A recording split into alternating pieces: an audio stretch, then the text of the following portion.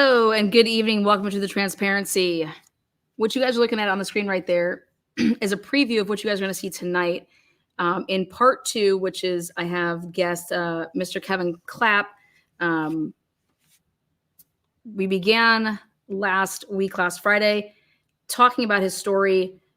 We had to start from the beginning, lay some foundation there, give you some background, and now we get into the part of where how this whole thing exploded into the fact that you heard the beginning part that Mr. Kevin Clapp's mother, there was an incident at at her in the first day that she was there. Here's the police report. The first day that she was there at the assisted living home there, rehab facility, the Clark house. He's going to be able to tell you in his own words exactly how it all unfolded, at the fact of when he arrives, realizes that his mother doesn't have her phone. Like, what's going on here? How is my mother in this type of situation and in this condition? And starts beginning to pack up her belongings. So this episode here in part two is going to get to the closure of this incident that happened, and then what unfolded because of this incident, and then where the officers and why Kevin Fanning went ahead and sued 79 people within the criminal justice system, whether they were judges, whether they were cops, whether they were clerk of the court, ambulance owners. Kevin is a victim. His mother, a victim, lost her life due to the beating that she endured at this facility. And that Kevin then, right there, a picture, just one of them, of what Brian Tully did to this man while trying to arrest him. There's a ton more photos I'm going to show you. But first, let's go ahead and welcome back Mr. Kevin Clapp. How are you there? Very good, Lana. Thank you, and it's a pleasure to be back tonight. Your ears look lower. Yeah, I got a haircut. I want to be a super trooper when I grow up, so I figured I'd get that high and tight. Now they might hire me. I hear they're looking for thousands, and hopefully after this they'll be looking for a few more. Maybe I can get the colonel's job. There you go. Maybe. Hey, as long as you can get the resignation of Meatball Morrissey, I think they're going to take it. No, I want more than resignation. I want him indicted. Like I said the last time, I'd like to be the one to walk him into a federal prison and close the door in the jail cell, and many others too.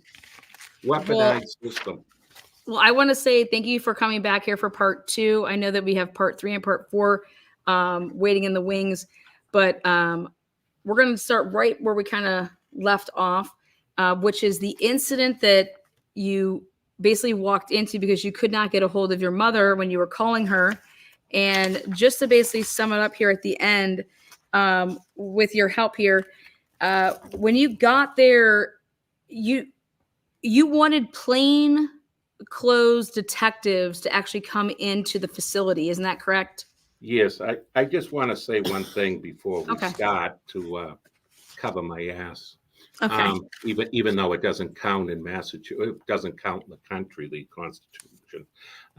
Anything I say tonight, any answers, questions, or anything that I state will be covered under my First Amendment, freedom of speech, which is Article 1, Constitution of the United States of America.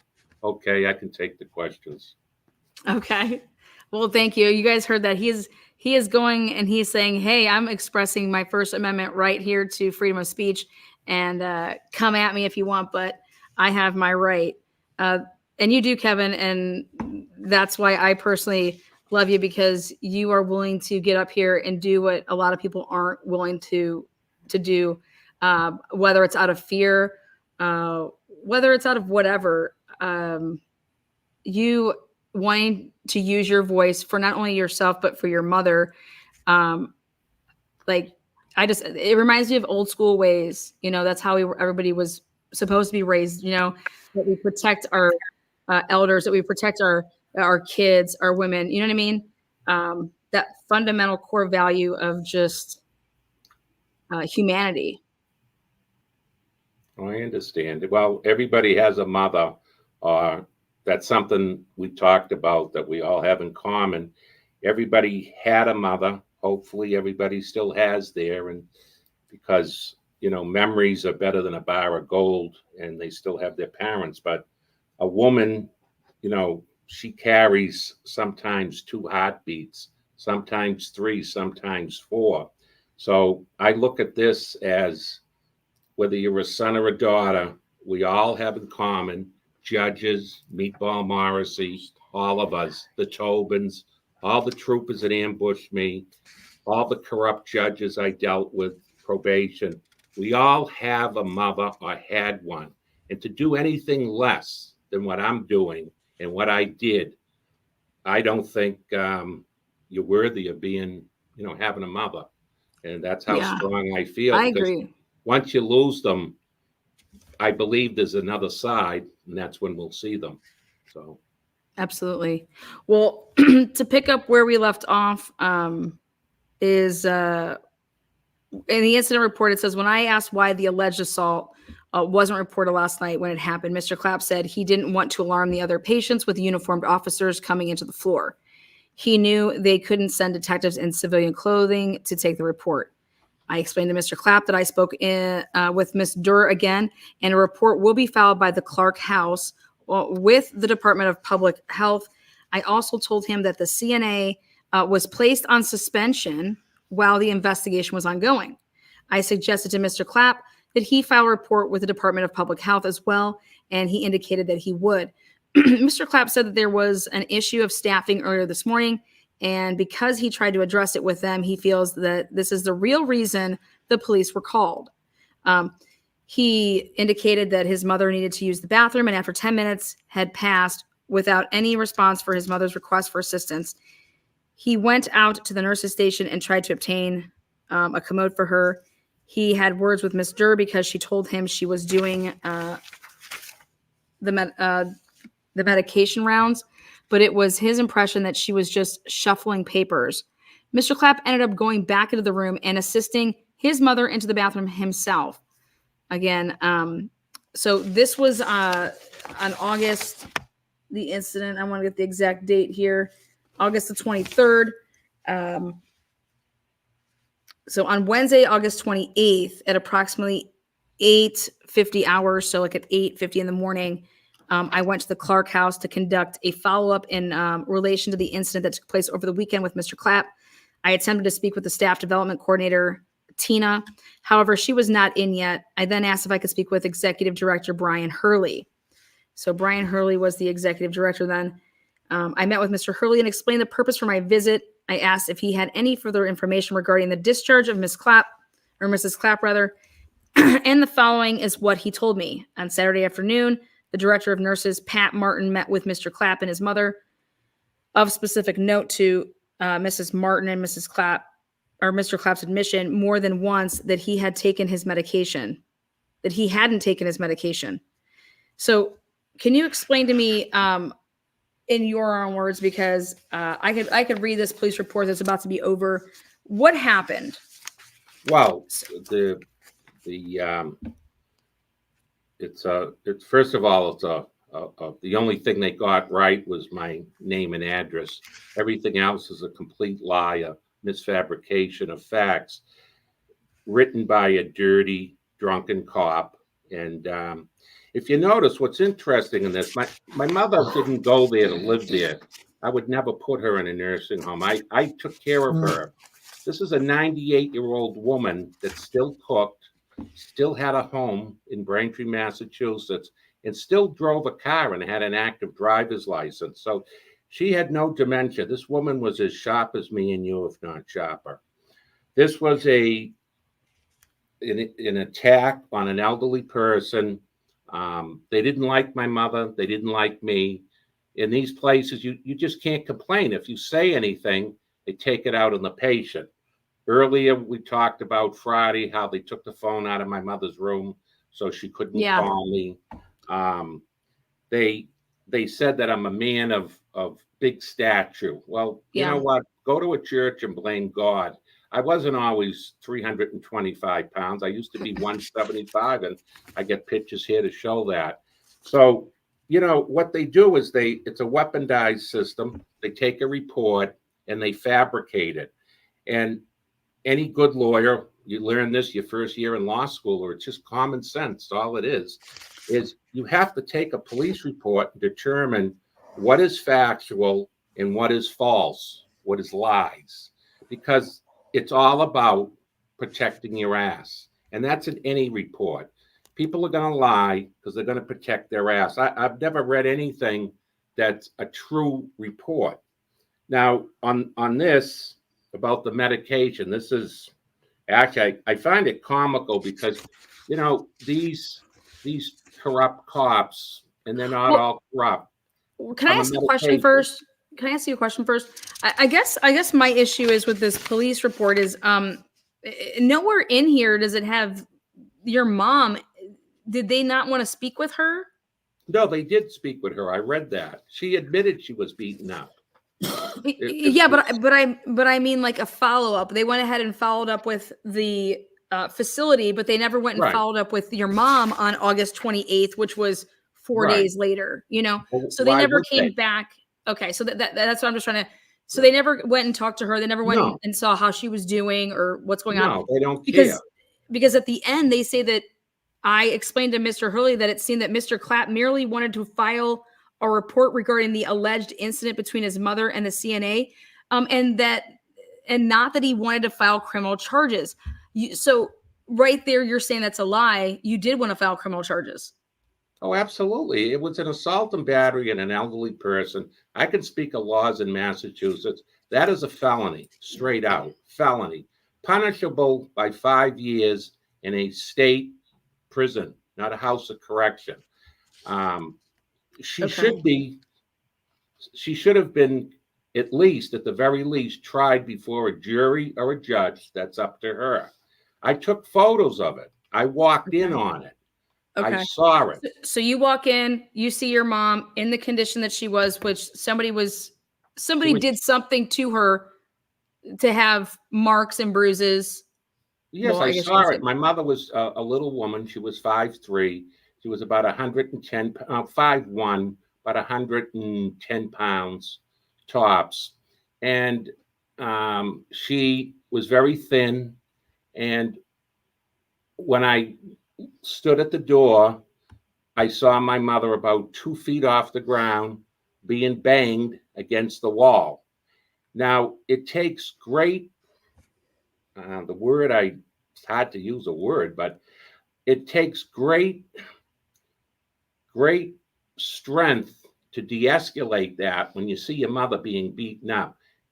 Listen, people have said to me, cops that I'm friendly with, everybody, I would have shot her. The Undertaker said I would have cut her throat with a knife. I would have thrown her out the 4th floor window. Everybody says, why didn't you do that? And here's the answer why I didn't. You know, I was taught in life, you have to think of ramifications if you do something. So if I went in and took this cannibal, no, I never say animal. My mother taught me that because animals only attack when provoked, unlike people like this. They're cannibals with a C. So if I was to go in there and do something to her, I'm going to get arrested. And what's going to happen to my mother? I took care Yeah, of the her at my house. retaliation. Yeah. She would die. She was going to die. So it took, I don't know, today, and this is a century later, I don't know how I controlled myself not to go in there and do something, but it had her take great control to not go in there and strike this woman, kill her, or whatever. But I had to think But you what would wanted to happen press if I did charges, that. right? You guys wanted to press charges against this woman and the facility. Right. And then they Yeah. interviewed my mother, and Okay. they said, oh, she's, they interviewed her, and she Yeah, said, yeah. Her in the yeah, beginning. So this is my question then, as in the police report here, because I think it's really interesting that they tried to basically lie to the facility and say, oh, hey, Mr. Clapp and his mom, they don't want to press any charges. Okay. They just want this on file, blah, blah, blah. So that's a complete lie. Then, did you know that they went back on September? So 9/12/13. They went back there on September the 12th, 2013. And this officer says, I spoke with the Clark House executive director, Brian Hurley, over the phone. So I take that back. He spoke over the phone. Westwood Police Chief Silva had earlier in the day asked me to telephone the Clark House to get an update on their investigation. So the Clark House was running their own investigation. Like, isn't that the police's job? Yeah, but it's I learned a lot, Lana, by this. It's a corrupt, weaponized system. At that time in my life, I thought it was for real. I thought, you know what, the system, the system's going to work. But all I ended up with was a dead mother and the next 12 years of losing everything I had, including my mother. It's been it's just been a one tragedy after another. It divided my family. It lost my home. Before we get to that point, right there, before we get to that, I just want to say that, so on September 12th, that phone conversation in this police report says that Mr. Hurley, he told me that the Clark House has completed its investigation into the incident in question, i.e. the alleged assault and battery by the CNA. Mr. Hurley told me that the Clark House investigation determined that the claim of assault and battery was invalid, not unfounded, but invalid, meaning wrong. Mr. Hurley also told me that the CNA who had been put on suspension is back working at the Clark House. Yeah, wonderful. And then that was it. And then so basically what ends up happening here, so that was September, like I said, that was September 12th of 2013. Then what ends up happening there, just, what is it, a month later? About 3 weeks later. It wasn't a very speedy thing for an assault and battery and a 98-year-old woman, I'd gather to say. So the cops basically just took the word of the Clark House and said, oh, okay, so you guys investigated it yourselves. Like, the police aren't investigating anything. Oh, the Clark House says, oh, yeah, we investigated it. And it says, oh, it's invalid. So we brought her back to work, the CNA, and we've done our investigation. But yet there's no report attached here to what their investigation was. There cameras? Do they have cameras in the facility? But let's get to the fact of the matter is that then your mother ends up dying. Right. Why don't you go back so your viewers will understand and recap on page 3, read paragraph 2 in its entirety. And it's going to show the inconsistency of what a false statement that is. These cops should have been fired, prosecuted, and charged with filing a false police report. So please read page 3, paragraph 2. Okay, so after obtaining the statements, Officer Foley and I went back into Mrs. Clapp's room. That started that paragraph? Yeah. Okay. She was now sitting up in bed, and her son was continuing to pack his mother's belongings. I asked Mrs. Clapp to explain to me what happened the night before, because they waited 12, you guys called the police 12 hours after the incident, correct? Right. Okay. So she told me that she needed to use the bathroom before going to bed for the night. CNA Sylvest assisted her to the bathroom, but she became rough with her and slammed her down into the toilet seat. Mrs. Clapp said that she has a bed sore on her behind, and it was painful when the CNA did this. Next, when the CNA was assisting her back to bed, Mrs. Clapp wanted to sleep in bed B, but the CNA grabbed her by the shoulders and slammed her against the wall just outside the bathroom and told her she had to go in bed A.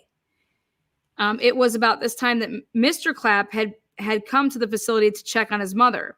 He stated that he had tried to call the room, but there was no answer. And when he called the nurse's station, there was no answer there either. Mr. Clapp said that his mother had just been admitted on Thursday from, where did she come from? Brigham and the Women's Hospital? Yeah, that's another place. They were assured that his mother's room would be blocked off, in quotes, to both told that she would choose whichever bed she wanted to be in. So Mrs. Clapp didn't understand what the big deal was. In reading the CNA's statement, there does appear to be a communication issue regarding the bed choice, because she checked with another staff member and the paperwork said Mrs. Clapp listed as being in bed A, resulting in the CNA placing her into bed A. Mr. Clapp felt that he startled the CNA when he walked into his mother's room. He said she wasn't expecting him to be there. Mr. Clapp said his mother was ultimately placed into bed without further incident, though it was bed A and not bed B as his mother preferred. So then you take pictures. Right. You want you and your mother both want to press charges and to move forward with, regardless of what the Clark House has said, or I don't give a fuck what their investigation says. You have the right to move forward with pressing charges. So were you guys able to do that? Well, or did you guys try to do that and they said, well, we're not going to? First and foremost was regardless of how ugly this was and how much these people were assholes and how drunk the cop was that came in, and he was drunk, slurred speech, the whole 9 yards. I've been in law enforcement. I know what a drunk sounds like and looks like. And the little girl cop who woman cop, she lied to, like little Miss Muffet. And so through this whole horrible, unbelievable nightmare, my main thing was to take care of my mother. So my mother was 24/7 care. Her heart doctor for Brigham and Women's would call me twice a day and say, how are you doing this, Kevin? I just can't believe it. I said, she's never going to leave my house again. I said, I won't tolerate this. I mean, my mother would say, I want to get up, I have to pee. I changed my mother's diapers. When I put her on the toilet, I mean, I had a system. I'd sleep 2 hours a night, but I did it. And because you just don't think about it, you just do it.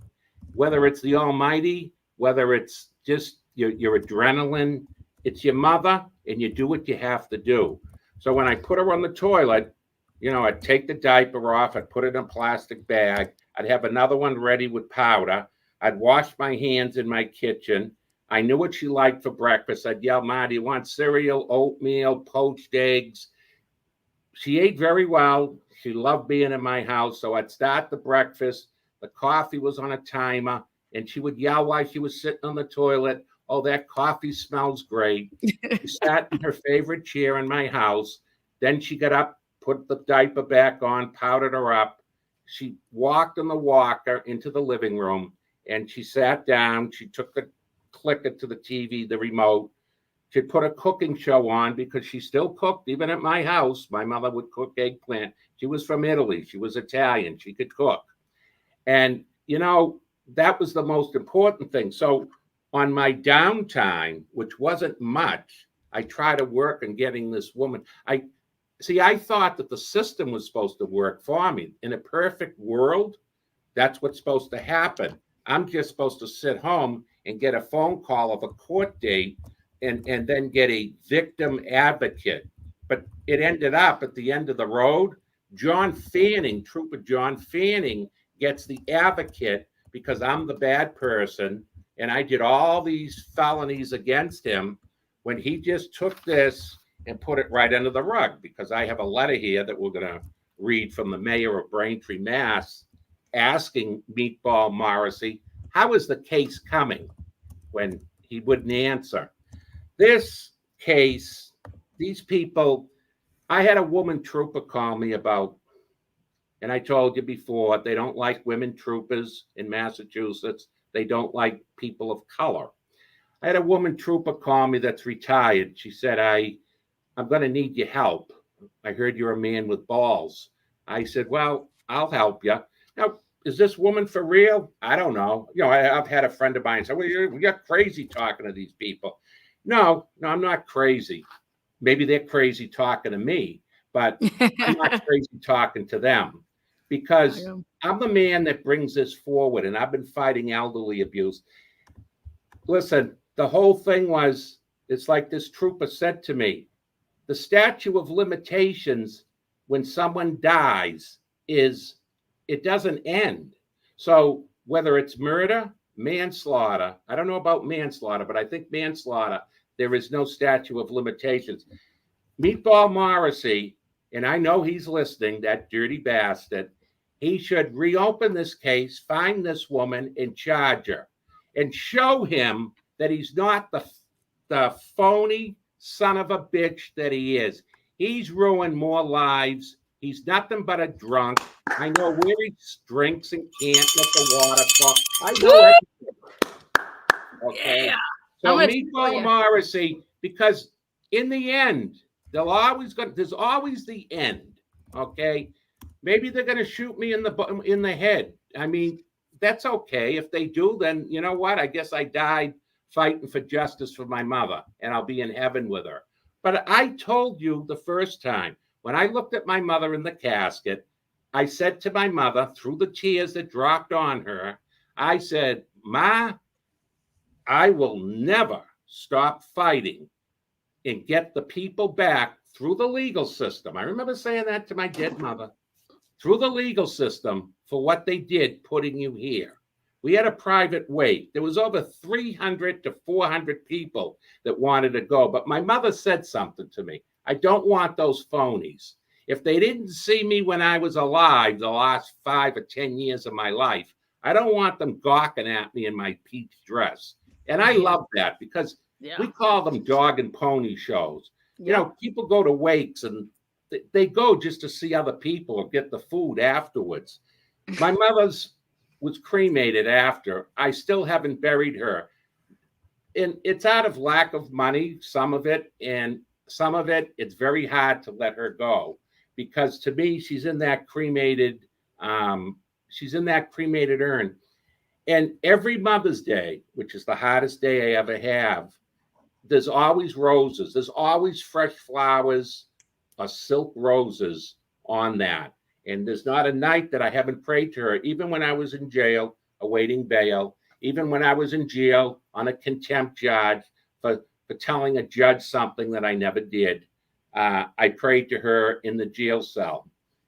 And, you know, somewhere in this report, it says that they determined that it was an assault and battery. And let's find that. Just they're at the end. I said that they're at the end.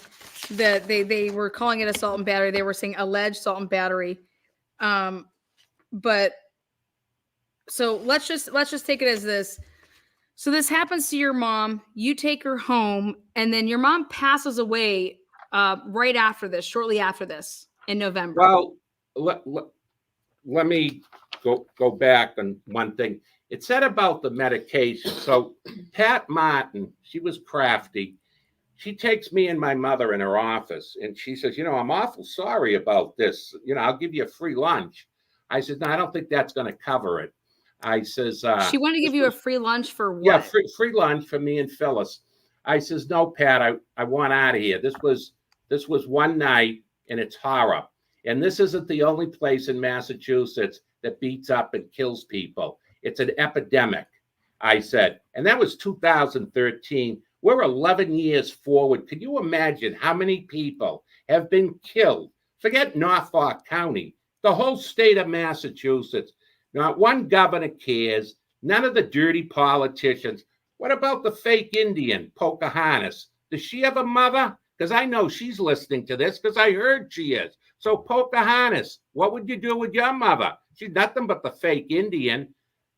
You can hate the Kennedys, but Ted Kennedy was very good to my mother, and she had his phone number. And I will guarantee you one thing. If Ted Kennedy was alive, that woman would be probably in jail right now because it would have never happened because he was the only United States senator in Massachusetts that cared about the elderly and the veterans because both those people I just mentioned get shit on. So hold on. Let's go back to this. This all happens in August of 2013. Then September 2013, the police try to say, oh, this is unfounded because the Clark House says it was unfounded. Then your mother passes away in November of 2013. Okay. Right. And you then get a visit in January 2014, John Fanning, because his mother passes away literally 2 months after your mother passes away, right? Well, In January. November to December, December to January. January 8th, I believe his mother passed away. Okay. That was under So different circumstances. absolutely, absolutely. But what I'm saying though is that I'm trying to move it on a path of chronological order here. So you had to be, when you found out that they weren't going to do anything, that basically this CNA can just go back to work, your mother passes away, and due to complications that arose from this, and they didn't want to do anything about it, John comes to visit you after his mother passes and basically says to you, "Hey, Kevin, what's going on here? My mom had life insurance. Where's my mom's life insurance? I just pulled the plug because she was supposed to have a lung transplant, but I'm not going to sit here and wait for that. I'm going to pull the plug." He pulls the plug on his own mother to not receive her lung transplant. Well, that's kind of Is that it's not a rough word. Listen, Diane was a good person. Everybody has their faults. I have my fault. I wear a wrist of, I got Mother Mary, Jesus, and God. Let's not kid ourselves.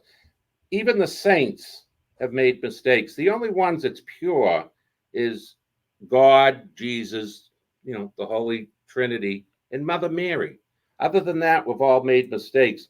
I don't sit here and judge John Fanning.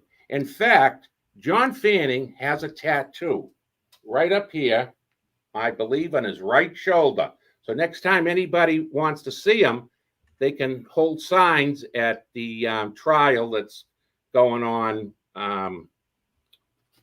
for what's maybe Karen they might Reed. And okay. tell John Fanning you want to see his tattoo on his right forearm. It says, "Only God can judge me." He got it when he was young. Only God can judge me. Now, for a young man to put that on his shoulder and turn into the cannibal that he has become, he became like this. I mean, like I said, yes, he passed out candy to become a veteran over in the Philippines. As long as you put your feet on. If I go to the Philippines, I put my feet on the ground. I'm now a veteran. I pass out candy to kids. I'm scared of snakes. John was petrified of snakes. So, but he's not petrified of elderly abuse. There's something terribly wrong here. Okay, but but I want to keep us on track here with this. Well, John, why did who pulled the plug? She was waiting. Proxy. He was his mother's healthcare proxy. He was his mother's healthcare proxy. Okay. Right. I told Diane, I should be your healthcare proxy. Make someone your healthcare proxy that's gonna. So she made John her healthcare proxy. Okay. Right. So John is the healthcare proxy. She needed a lung transplant, right? Well, yeah, her lungs were gone. She didn't have cancer, just like my other friend. She didn't have cancer. Same exact thing. See, I've walked this road before with another friend, so I understand she was on a ventilator. I understand all this, okay? Okay. But she, unknown to John, he might. So why did he? How did Diane pass away? What was? She had COPD, chronic obstructed pulmonary disease. Okay. But she wasn't a diabetic. She smoked like a chimney. But she didn't have any other. She didn't have a bad heart. She was a candidate for a double lung transplant, just like my other friend John had during COVID in New York. And he's fine today. He's off of oxygen. He's driving his car, and he's fine.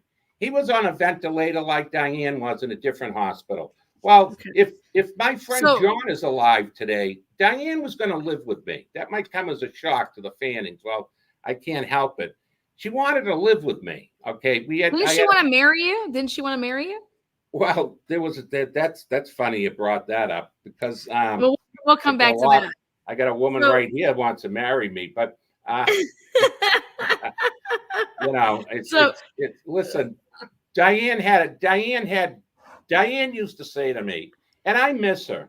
I go to the cemetery, and I probably shouldn't say that, because of what happened to President Trump. There's going to be some crazy trooper. There's going to be a sharpshooter. These super troopers in Massachusetts, they'll do anything to kill me. And when you show the photos of what happened to me, your viewers are going to believe it. They're going to hide up in the trees at Blue Hill Cemetery in Braintree, Mass. They'll blow up my car. It'll be like that movie. What was that movie? One of those gangster films. Justice, and he blew up every car up in the cemetery. Either way, the thing is, getting back to this part. Diane was a good person. Okay? We all understand that. My question is why would anybody, as a child, as a health proxy, why would you think that I'm going to, let's see, that's my mother, that's my father. I'm just going to say, hey, you know what? I'm going to take her off the ventilator. And if she makes it, she makes it. If she doesn't, she doesn't. Like, that's what it was about. Well, Lana, I can answer this very short and simple, and that's hard for me to be short and simple. I see a psychologist. No. Answer no. The question, no.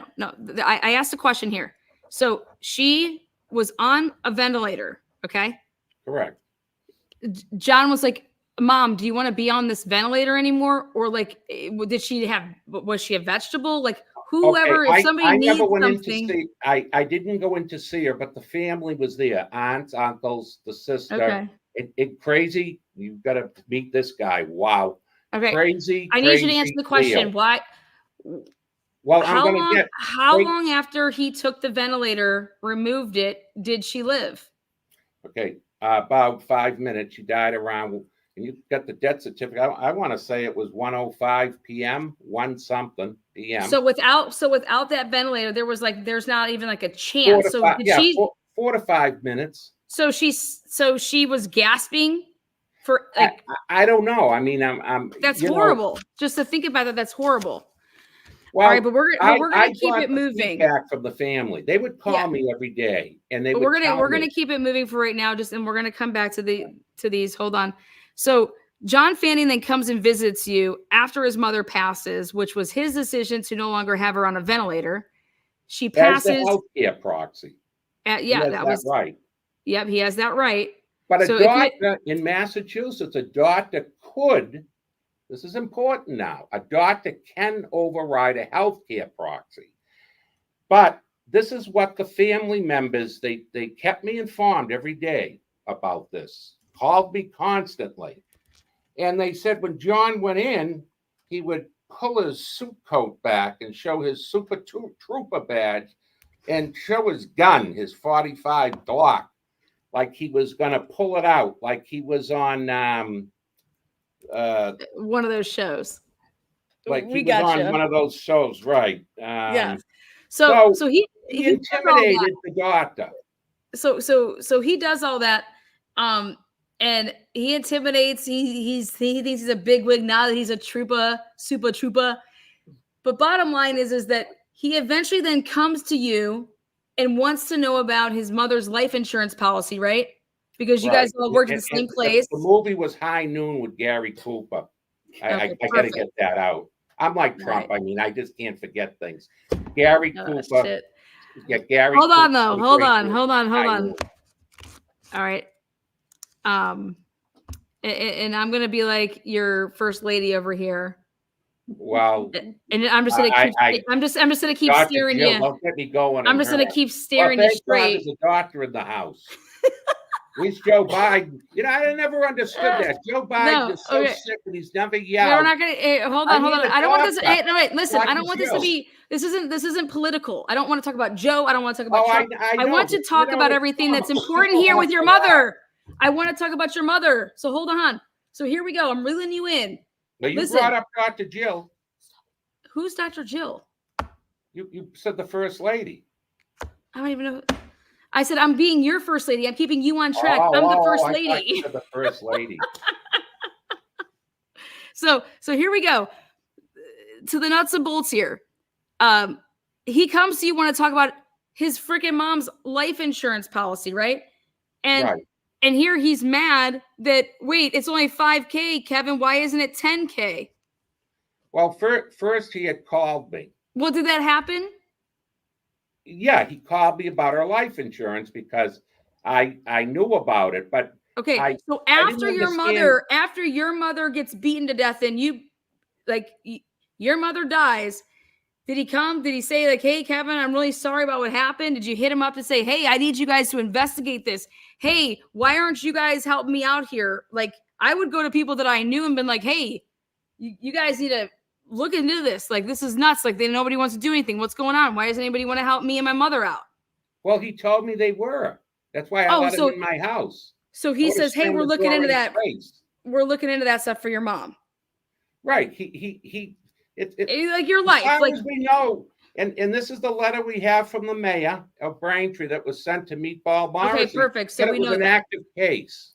Okay, perfect. It was active.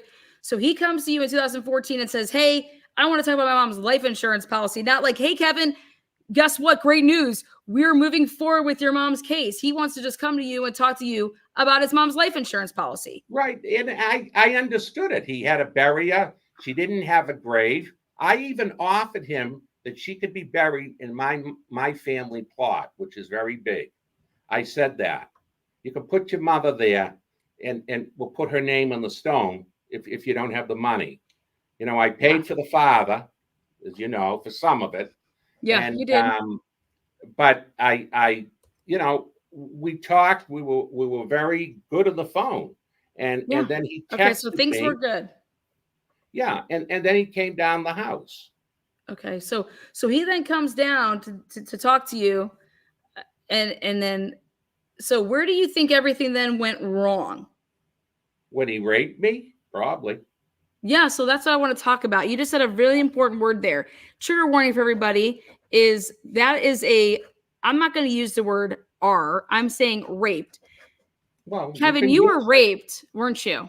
He raped a transvestite before that, 4 years before that. We And then talked he about raped Key you, West. didn't he? Didn't he, Right. Kevin? He He's a raped you. sexual predator. He He's a belongs in a sexual jail. predator.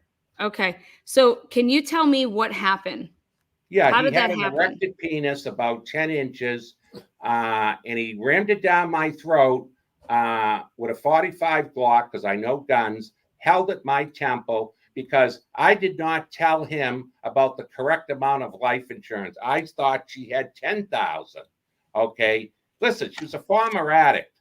She made so much money at the MBTA and she never owned a house. Poor Diane, and God rest her soul in heaven. Okay, I believe she's there, but she didn't know how to handle money. I used to tell her, get more life insurance to leave your kids. I got life insurance. Oh, okay. I'll do it tomorrow. Well, tomorrow never came. So she only had 5,000. I thought she had 10. It was only 95 cents. My God, but Diane, being Diane, she was, I hate to say it, God forgive me, she was a compulsive liar. So I really thought she had 10 because she told me that. But I can't verify it with the MBTA. I'm not her husband. I'm not a beneficiary. So when he found out there was only 5, he went berserk and thought, that I deliberately lied to him. And that wasn't true. And I even told the undertaker that. It was just the So whole you're thing. saying that hold on. You're saying that you were raped by John Fanning That's because considered rape in Massachusetts. that's Anything. considered rape anywhere.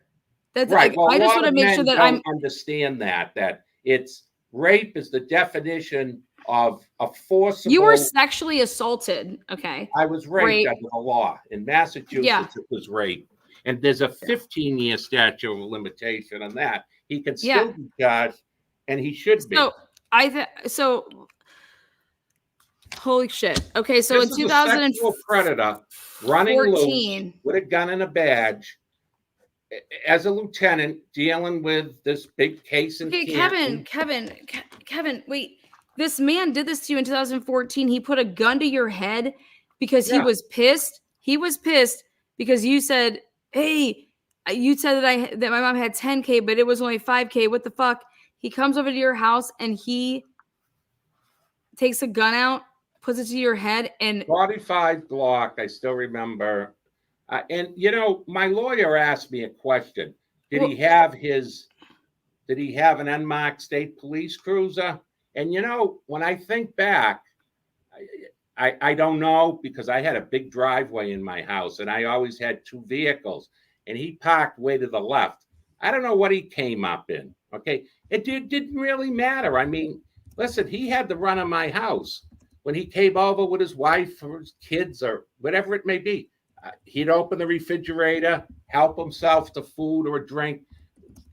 My house was his house. And that's the way it was.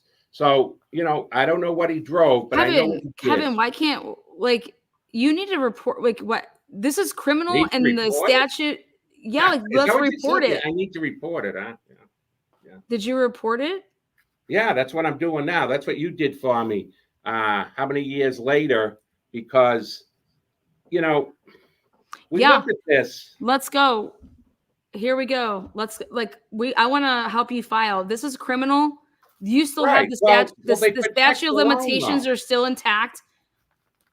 Like, Well, but how? I'll help you. I will help you file whatever you need. Really? This is Are you criminal. related to Yes. Morrissey? You his wife? I'm not related to him, but this is. Well, that's how it happens. These people are crooked.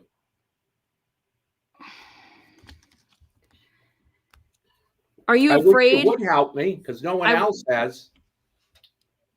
Kevin, I will help you file these criminal charges to the police. They will take all of your information down. They will get everything out. And I'll tell you what, based off of, like, even technology back in 2014, I bet you we could probably track down Trooper John Fanning's movements, because he would have been probably either working or had a device back then that we could probably get some cell data on to see where he was. And if we can prove where he was and that you were in the same location at the same time that you were saying that this happened, I can promise you I can help you. I want to help you. Well, I appreciate that. I believe you. Okay. And I think that there's data out there that we can probably get. Yeah, I have a text that he sent me before he came down. My lawyer has it, my criminal lawyer. Sorry to hear about your mother with all this stuff going on. I haven't been able to send you a card. That was the same. I have senior moments now, so I'm going way back. It's really hard to place exact time and dates to everything. But I think you do a pretty good job, though. I think you do a really good job. Well, when unfortunately, when you have something like that, you'll get to the corrupt federal trial where the judge threw that part of it out. So was this at your house that he came to? Yes. I lived there 19 years. And what was the reason, if you don't mind me asking, or you could say, no, I don't want to answer that. What was the reason that, like, why didn't he just pull a gun out and, like, say, give me the money, or did you take the money? I didn't want his dick in my mouth. So he did that, like, he has a history. He has a history of being a sexual predator. And it's obvious with the Boston Sunday Globe, when they pulled his phone in the Karen Reed case, that he made fun of Karen Reed as a supervisor. He's now a supervisor in the homicide unit. And right here, this is the Boston Globe. Howie Carr did a 2-page report, and because it's so corrupt here. And let me read this. Number 15, which MSP, that's Massachusetts State Police Super Troopers. Okay, so which MSP superior officer received all of Proctor's vile texts and did nothing? Well, Proctor's the other whack job that made fun of Karen for going number 2 in her pants. And hold that thought, because I'm going to bring out something about John Fanning with his number 2. And he's got a nickname, and I want everybody to know it so they can yell it to him when they see him. So what he did, if you look at this objectively, play psychologist. Okay. Proctor sends dirty text. Proctor now is suspended without pay. Probably the first one that's ever been suspended without pay in the history of the state police. Most of them get paid and then their pension after they steal money. Not one ever went to jail. It's just so upsetting to know this. And the good cops will go to jail from other towns and cities. So where's the justice for the good cops? There is none.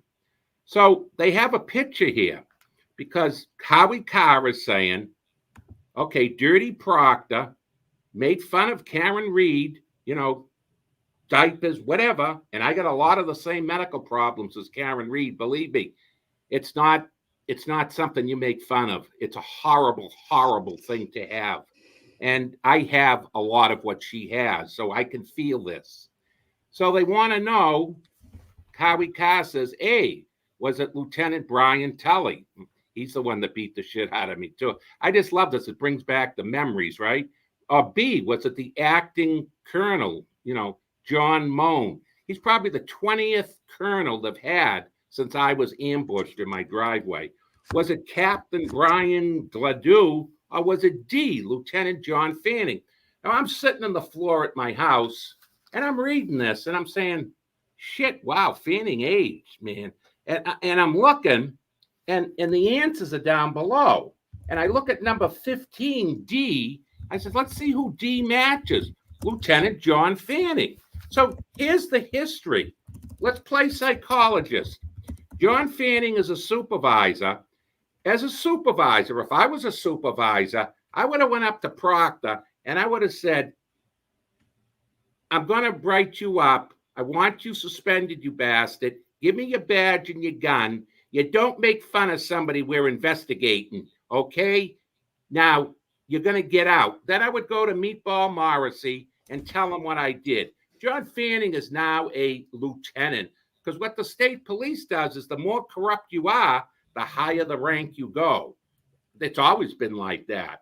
So John Fanning shows a pattern. That's how we say it in the courtroom. There's a pattern with him. And if you study it, it goes all the way back. Then you come up to Karen Reed's case when he failed as a supervisor to discipline another whack job just like himself. They have to make fun of sexual parts. In 2005, I sat here Friday night and described in very detail what he did with a transvestite in Key West, Florida. He raped and sodomized her, Brianna Bell. I know her. This is a history. My story will never change. It's always been the same.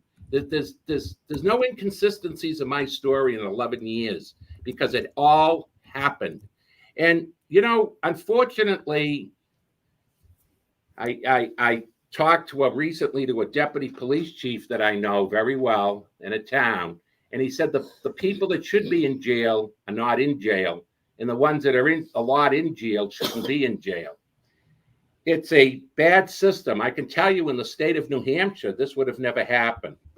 Now, let me go what his nickname was growing up, even when he was a cop to this John day. Fanning's? Yes, John Fanning had a circle of friends. And again, none of them were in drugs.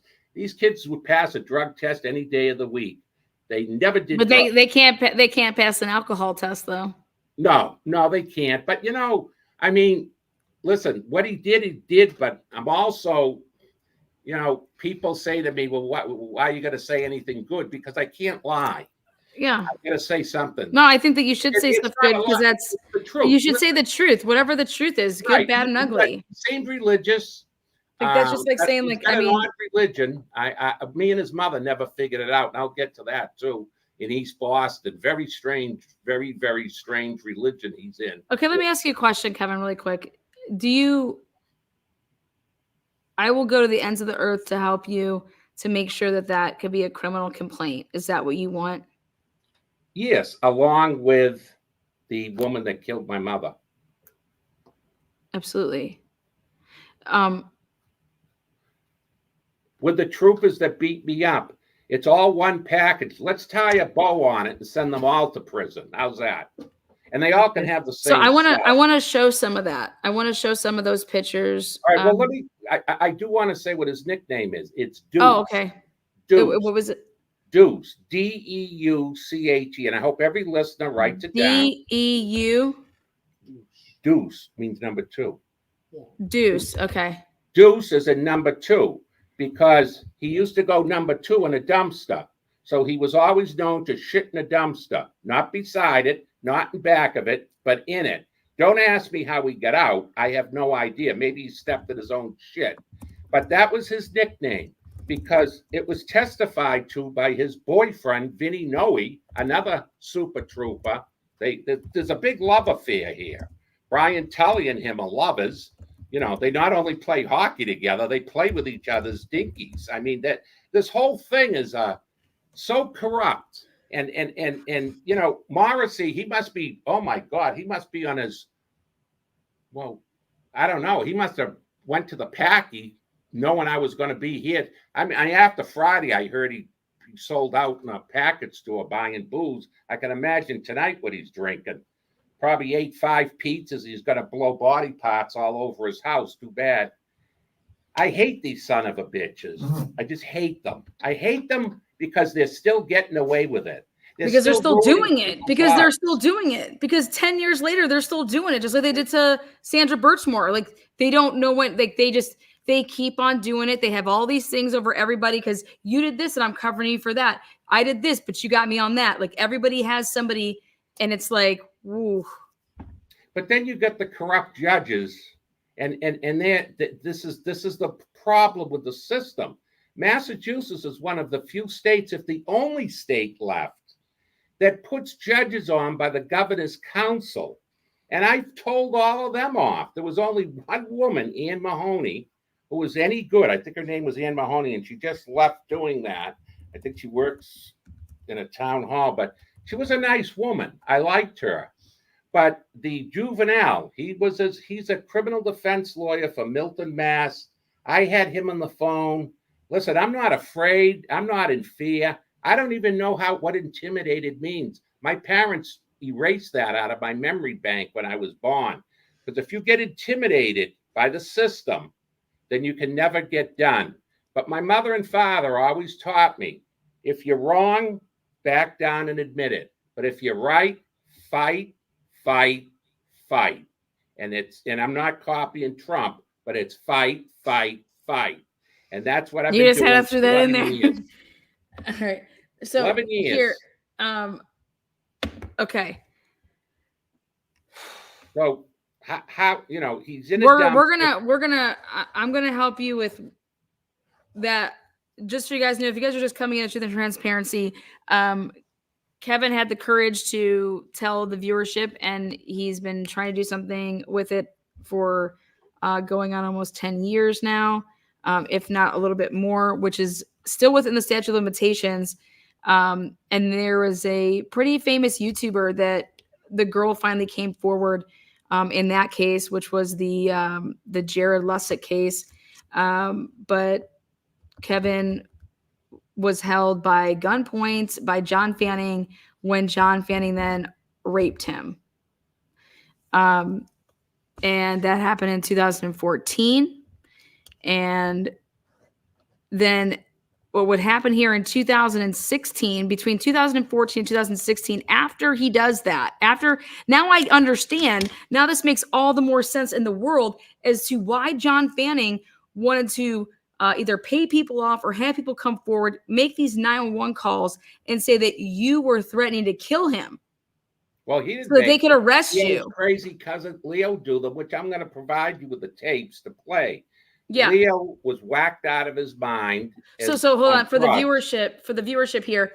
After that happens in 2014, just after the holidays, going into February, March of 2014. By 2016, this is where John Fanning would tell people or have a guy call in, make these 911 calls. His second cousin, John Fanning's second cousin, made these 911 calls to say that you were threatening him and his wife, threatening to kill them. Right.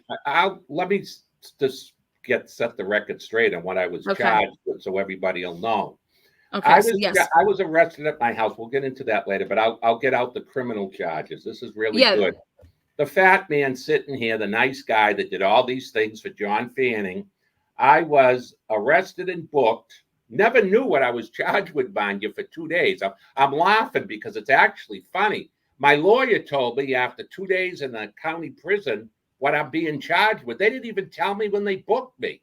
That's how fucking crooked these bastards are. That's why every time I go by a cruiser or I see a trooper, I go by their barracks in Middleborough where they took me. I always say, Hail Hitler or Heil Hitler, one or the other. I've done it for years. I can't stop doing it. Call me crazy, but that's what I do. They charged me first with a bad felony, very bad, stalking John Fanning, stalking, felony. Okay, they charged me with that in the Stoughton District Court, and that it's tried over in Dedham. Now, because it's a felony, they try to indict me. I got this because I have a friend that's a state judge, and he found out for me. And he said they're going to try to indict you. And an indictment is a joke. It's throughout the whole country. It's just a joke. What it is, it's a one-sided thing in a room.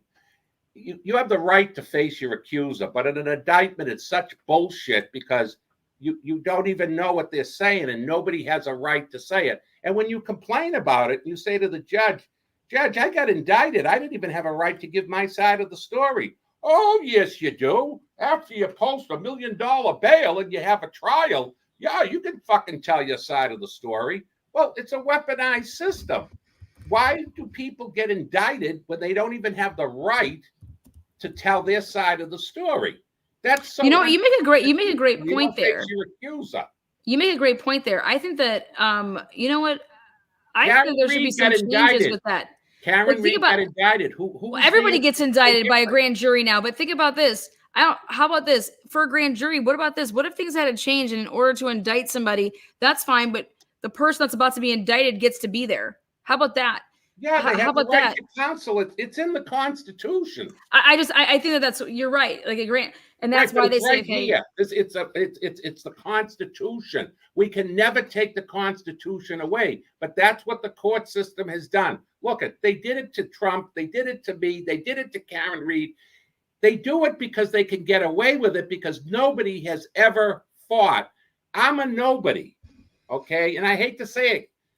Trump is the one that broke this open because he's the somebody. And I think if it didn't happen to him, and I'm sorry it did, I don't believe a damn thing what they did to him. And I support the guy.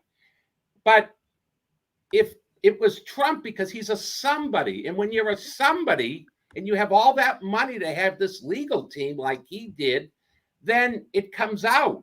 And they charged him with federal crimes. Okay, I understand. Okay, right. I understand. Okay. Okay, but listen. So going back to this, somebody. 2016, you were picked up and arrested. I'm about to show some photos here. So, the people that came to arrest you were Brian Tully, right? Well, yes. What I want to do, my lawyer had written this for the federal court.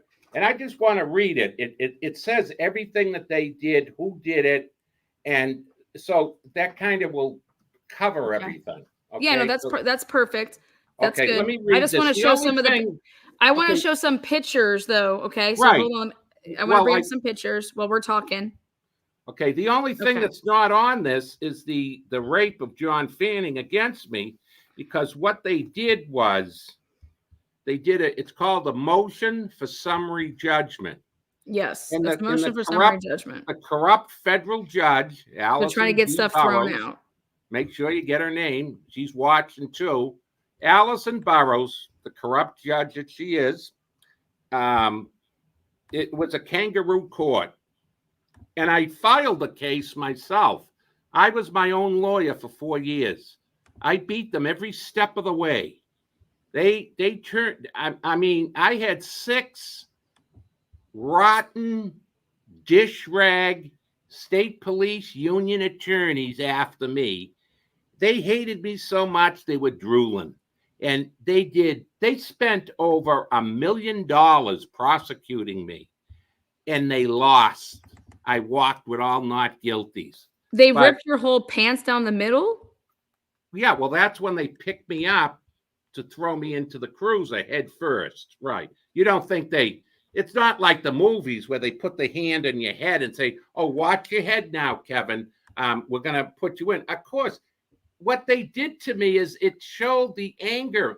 They're covering for John Fanning. They're telling me, you fucked with John Fanning on your mother's case. We don't give a fuck about your mother. We care about John Fanning. It's all about protecting your own. And that's what these people do. They protect their own. Listen, they'll sell their wife and kids if they have to. They have no mercy for anybody but themselves. So this is called the Clapp outline. There was on the rape part, the judge threw it out on a motion for summary judgment. And she shouldn't have.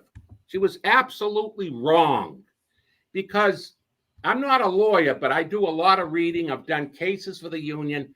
Look, I'm pretty good at what I do. And I put my heart and soul into things, and I read a lot, and I study the laws. That's why they hated me.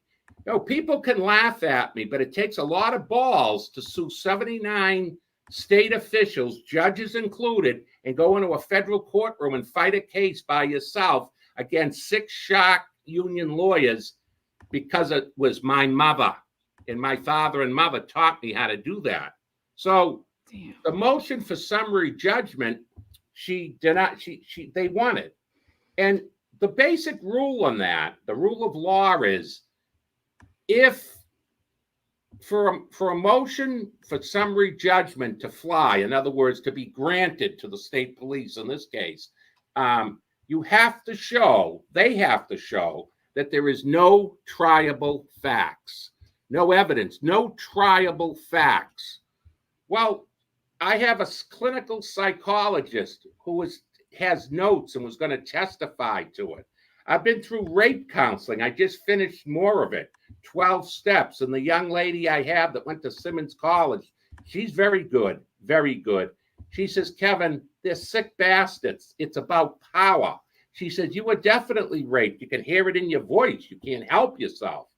So this judge was corrupt. They're not all corrupt. I'm not going to say all, but this one was, because what she should have did is she double talked herself. First, the judge says, well, we're going to leave it up to the juries.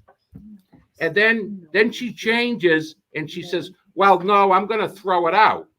And, I even said to my lawyer, how can she throw it out when the rule of thumb is you have to have no triable events? There's plenty of triable events. So with that said, you won't hear about that here. But when I get through with this, it will show you what my lawyer and me, what I had done. Then he wanted to do the complaint over. She wouldn't let him. And he just took the case and he argued unsuccessfully to this corrupt judge, weaponized judge, put on by President Obama. And she's racist. And she's a white woman and she's put on by a black president. But I got a saying for that. Desperate people will do desperate things for a job. Be a federal court judge, $300,000 a year? I'd kiss some president's colored bum too to get that job. It's just something else. Clapp outline, timeline, August 23rd, 2013, incident at nursing home Clark House, Phyllis A. Clapp. November 21st, 2013, death of Phyllis A. Clapp. March 7th, 2016, that's the day after, March 7th, 2016, Sergeant Brian Brooks then, and Trooper Brian Tully, here we go with Tully, called client and wanted to talk. See, the night before they beat the shit out of me, they called me on my phone and they wanted to talk. They asked if he had filed a complaint with Internal Affairs. This is something right out of a TV set. Okay. On March 8th, Clapp was beaten up by Sergeant Brian Brooks, Trooper Brian Tully, Trooper Bruce Tobin. They all got promoted. They're all way up there with their gold now. And Trooper Scott Kearns. He also said I was put a bomb at the Brockton courthouse, and my brother's going to come and testify how that was a lie. So they put another warrant out for my arrest because I was supposed to have, supposedly I was going to bomb the Brockton District Court. It was a setup. I never said it, and my lawyer and my brother were right there. And they told me to leave the courthouse or I'd be arrested. My lawyer said, but Kevin, we got, she says, my lawyer Jennifer says to the court officer, a woman, a white shirt, the court officer, no, he's got to leave, Jen. What do you mean? He didn't say he didn't use the word bomb. You're a liar. Jen, mind your business. Go upstairs and tell them that the case is canceled. They went upstairs to Brockton Court. This was the resisting arrest that they took out on me. Okay, so I want to rope everything in here so everybody knows. Okay, so in 2016, a phone call was placed saying that Kevin here was making threats to kill John Fanning and his wife. So he was arrested because of that. And then the people that went to arrest him, with the pictures that you saw that I just went through, that was what happened when they arrested him. Brian Tully did that, as well as others besides Brian Tully. Who'd you say? Tobin? Yeah. I'll read it. Clapp was no. I just from your own. Okay, Brian Brooks, Brian Tully, Bruce Tobin, and Scott Kearns. They ambushed me. They displaced elbow fracture. They broke my foot. They pulled the hair out of my head. They blew my eardrum out. I'm completely deaf. They just kicked the shit out of me. And then they dragged me down my driveway 35 feet and threw me. And the reason why the pants were ripped like that is because they picked me up by the ass, threw me head first. And they never told me what I was being arrested for. They claim, and the jury bought it. The jury bought it. Corrupt jury, rigged jury. They bought it. They first time I ever lost a trial. But thank God it was the civil trial and not the criminal trial. I'd still be in jail. But the thing is they threw me by my pants, picked me up, and threw me in the back of the cruiser head first. Ford Explorer. And that's how that happened. Now, what they did is they called me the night before. So you were in jail for one night, right? Oh, no. My brother Arthur, when he comes here, he'll explain. I was there more than one because they wanted me to stay there as long as I could see, what they do is that their job is to make your life miserable. So it doesn't work like it should. You're out on bail. I have no record of convictions or anything. I'm not a violent person. I've never been convicted of anything of such. And I was 57 years old at the time, and now I'm almost 65 or 50, whatever I was. What they did is they called me up, and Tully did. And he says, can you come? He says, you're not answering your door.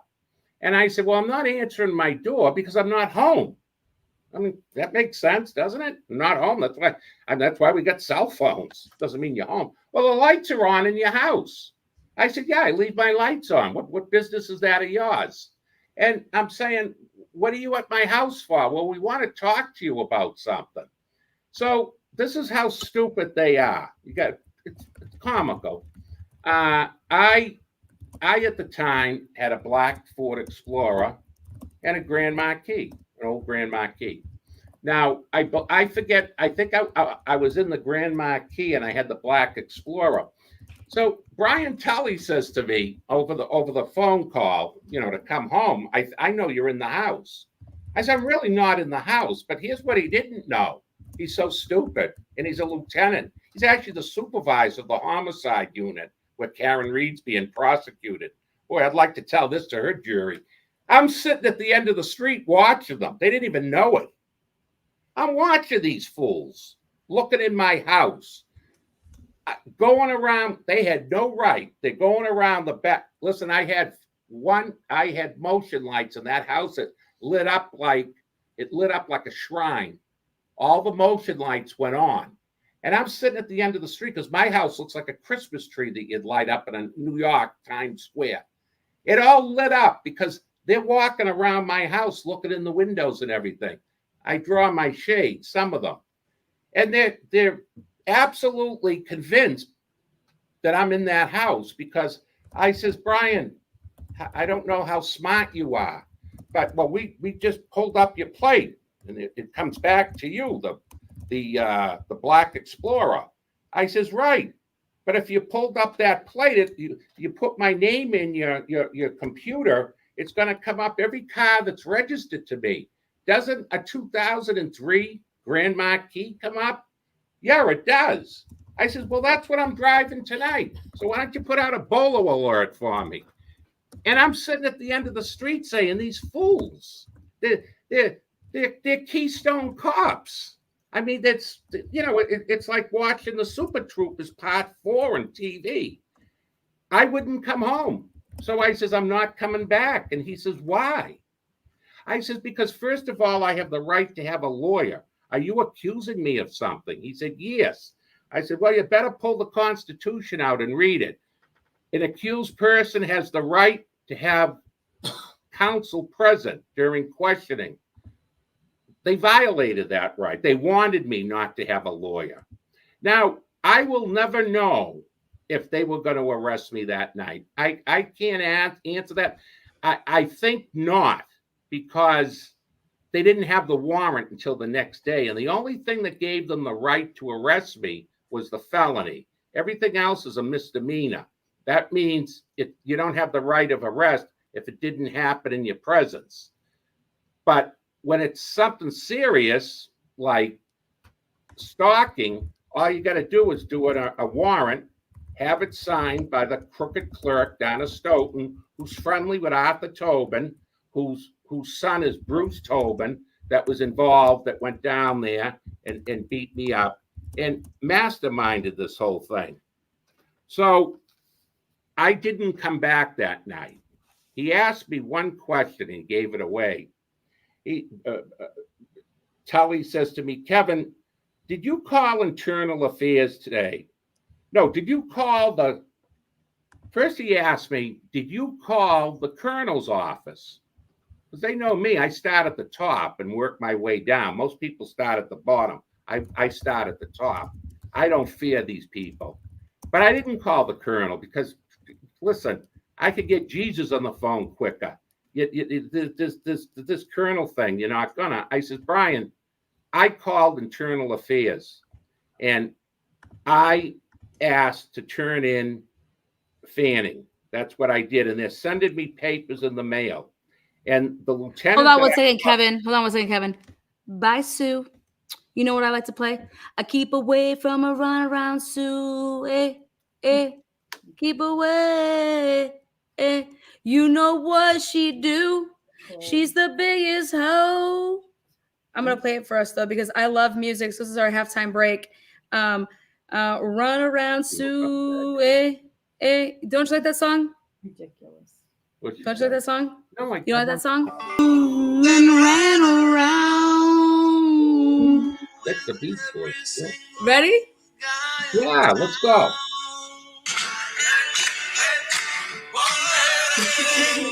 This is how I do. Get yourself some bowls, Sue. I should have bought some boxer instead of spring water.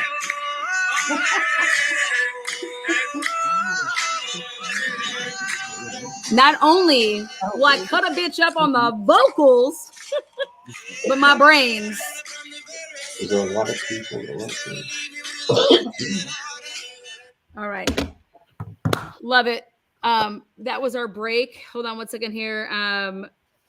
Kevin, we are at the 120 mark. Remember, if you're going to be rude in chats, at least have some fucking balls, baby. Bring it on, Kevin. Let's go. Okay. So there was no conversation that night with Brian Tully. He said, I want to talk to you. He says, well, who did you call? I says, I called the Internal Affairs Department to turn in John Fanning. And he says, well, how did that go? I says, well, it didn't go very well. I says, you people seem to stick together and they already have a thing. He said, well, what are you turning them in for? I says, well, how about, rape? I says, just for starters. And so now, they act like he's trying to befriend me. Well, I'm old enough to be this guy's father. I'm not stupid. I didn't fall off the turnip truck last night. And I said to him, and amongst other things, I says, this is, I don't trust you people, and I have the right to a lawyer. I says, it's 9 o'clock at night, and I'm not going to call one. I says, so I hope you're not around my house. Oh, no, absolutely not. We're just parked out front. I says, really? I said, well, I wonder how the motion lights went on. He says, oh, how do you know that? I says, because they're shining all the way down to 3 towns. I just gave him something to think about. Okay, they leave. He says, well, you call me. This is my phone number if you change your mind. I said, okay, no problem. I says, but I'm not. He was with another trooper. So now I'm going to read the outline that I got that out of the way, because this is the rest of it. March 7th, Sergeant Brian Brooks, Trooper Brian Tully, called client, which is me, wanted to talk. Okay, they asked if he had filed a complaint with Internal Affairs. I just explained that. So that's March 7th. On March 8th, here's the big day, night, March 8th, 2016, Clapp was beaten up by Sergeant Brian Brooks, Trooper Brian Tully, Trooper Bruce Tobin, and Trooper Scott Kearns. 2, Brian Brooks and Tully broke into Clapp's house. Now, I'm hold that thought, because I'm going to go back on that. This is good. 3, all 4 troopers used excessive force against Clapp. 4, Bruce and Tully stole legal drugs from Clapp. 5, Sergeant Mark Cohen at the Middleborough Police Barracks helped put Clapp in the ambulance. 6, Cohen came on the scene and with the Brewster ambulance driver placed Clapp into an ambulance. That was at the Middleborough, Mass. State Police Barracks. 7, Cohen tipped the stretcher with Clapp on it, causing anxiety. 8, Cohen said to the paramedic he would like to run cyanide through Clapp. 9, Cohen pricked the arm of Clapp with a needle about 30 to 44 times. 10, Cohen called Clapp a fat fuck. 11, Clapp said to the officers when he was being beaten in the driveway, my mother in heaven is going to get all of you. Cohen said, fuck your mother in heaven. It actually wasn't Cohen that said that, because Cohen, that was a mistake. Cohen was only at the police station. Who said that, I really don't know. It was either Brooks, Tully, Tobin, or Kearns, because they were the ones that put their hands on me to beat me up. So they told me to fuck your mother in heaven. 13, Cohen threw coffee on Clapp. I had a cup of coffee. It was still kind of hot. It'll be showing on a shirt. They threw it at me. The paramedic drove Clapp to Morton Hospital in Taunton. Then March 9th, the next day, Clapp was charged with the following offenses.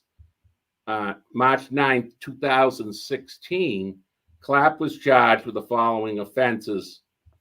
I don't understand. Not guilty, Dedham District Court, but that's the wrong year, because I was arrested in 16. Yeah, I think they're just going in order of like, so Right. So the trial, the trial, the trial was in the same the month, but it was the next 2 years. So in 2018 was when your trial was. Right. So I'm trying to think. Then they came down my house.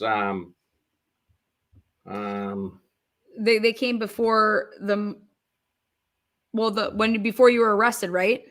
Well, 2013, 14. This all happened 16. in 16.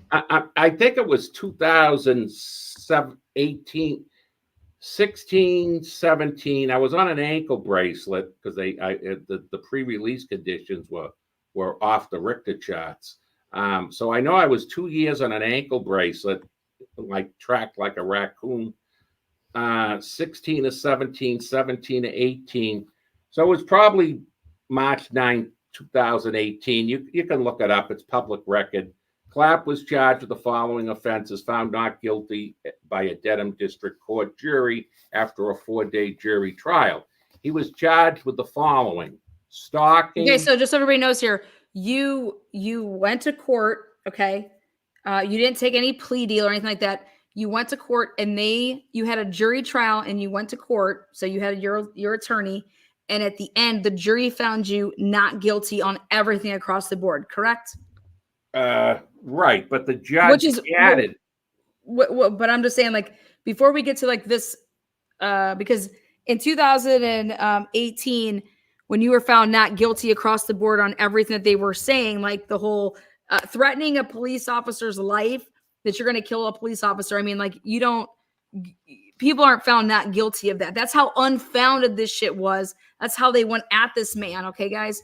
And here he's found not guilty across the board on and everything they brought to him, anything and everything. And then keep on reading, but I just want everybody to know that you were found not guilty by a jury. Right. That like this went all the way. It's my understanding that a grand jury refused to indict me. So they charged me with stalking in the district court. The difference is,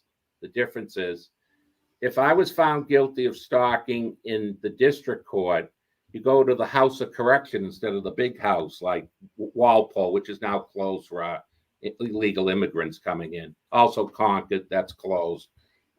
Legal immigrants coming in, they're making a hotel for them. You go to the big house when you're indicted. They couldn't indict me because I didn't do anything. So that's how weak of a case they had. So they figured, well, we got to make this guy miserable anyways. So let's convince, there's 12 people in a jury in Superior Court. And on a criminal case, it has to be unanimous either way. Not guilty or guilty. Has to be unanimous, as you know from the Karen Reed case. Same thing in district court. The only difference is it's a 6-person jury.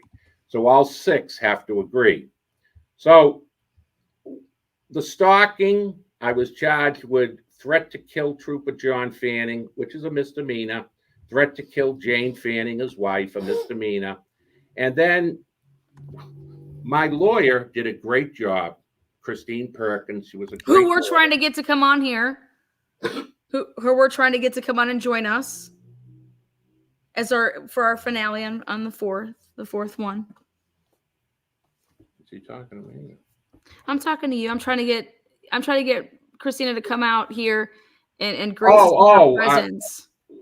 Well, yeah, I just have to sign something releasing because there's a client attorney privilege, right? Right. And that holds true even after the case is over. That's with us forever unless I sign it. So she could talk, and I'll gladly sign it. I have nothing to hide. She was a fabulous lawyer. She was absolutely Effley Bailey. She was just great. Effley Bailey, I love it. Yeah. Well, this is what she did. She was very nice, stayed up all night. She never had a 4-day trial in a district court. It's kind of unheard of. District court's usually 1 day, maybe 2, stealing candy, drunk driving, not this one. And what happened, I thought she was going to be successful, but when you got a crooked judge, what do you think? She says, Your Honor, Mr. Clapp should not be charged with stalking. I made a motion. And he's like, well, it's denied. Well, Christ, could you read it first at least before you Can you read the motion before you deny it? Read things. They sounds like fucking Bev. Woo, right. Bev. That's my bell for Bev. Go ahead. Sorry. They deny it. Okay. I fucking hate Bev. So she told, my lawyer successfully said, how could Mr. Clapp stalk John Fanning on the dates in the warrant when he attended John Fanning's mother's wake, and he knelt down at his mother's casket with John. I lifted up his mother's head so he could put these scalpatory, I don't know, it keeps the evil away. we shut the door. It was me and John alone talking, praying over his mother's casket. How can you charge somebody in the name of God with stalking? That's not stalking. It shows what a lie this was. And then they even had the dates of when I was at the father's funeral in wake. I'm saying the judge said, "Oh, well, no, it's going to stand." And my lawyer, she argued. She said, "Your Honor, I've never seen this in 30 years of practicing criminal law. Mr. Clapp has to, now the jury has to be out. The jury can't hear this because, believe it or not, in our corrupt court systems, it might taint the jury." Yeah, that's a great one, right? So the jury should be there to hear this. Then there'd be quicker verdicts and more real verdicts. That's why they don't want the jury to hear it. It's weaponized, the whole system.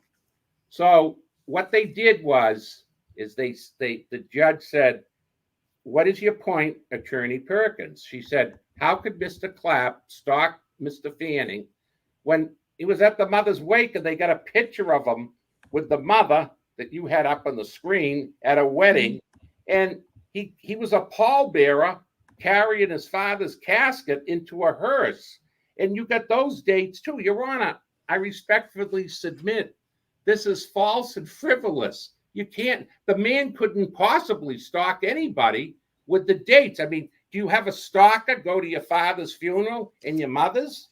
And then when we went back to have something to eat, John comes over to my table. I'm sitting with a woman, Lee McDonald, I used to work with at the MBTA. And John says, "Well, thank you for coming. Thank you for coming." But yet, but Bruce Tobin put that I stalked him. Okay. So you know what the judge does? He says, "You know, it is weak. You're right, Mrs. Attorney Perkins. Tell you what I'm going to do.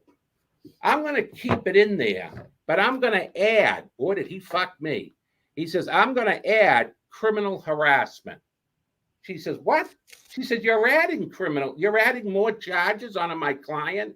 Right. So now, if the jury doesn't think that Mr. Clapp stalked John Fanning, maybe they're going to think that it's criminal harassment instead. So, I said to my lawyer during the break, I says, "Look, this whole thing is ridiculous because either way, it's 2.5 years in the House of Correction. It's a misdemeanor." So I said to my lawyer, "Well, what's the difference if they get me for stalking, I'm found guilty, and I do 2.5 years in jail for nothing, or I do 2.5 years for criminal harassment, it's a misdemeanor. Either way, my life is over." This is what people don't understand. I don't care if it's a misdemeanor. I don't care if it's a felony. You don't fool with people's lives in a court of law. You don't like somebody come to my house, break my windows, flatten my tires like Diane Fanning did. Okay, she did that one night. She sent someone to cut 2 of my tires. Okay, that's okay, but she never falsified anything. I give the woman credit for that.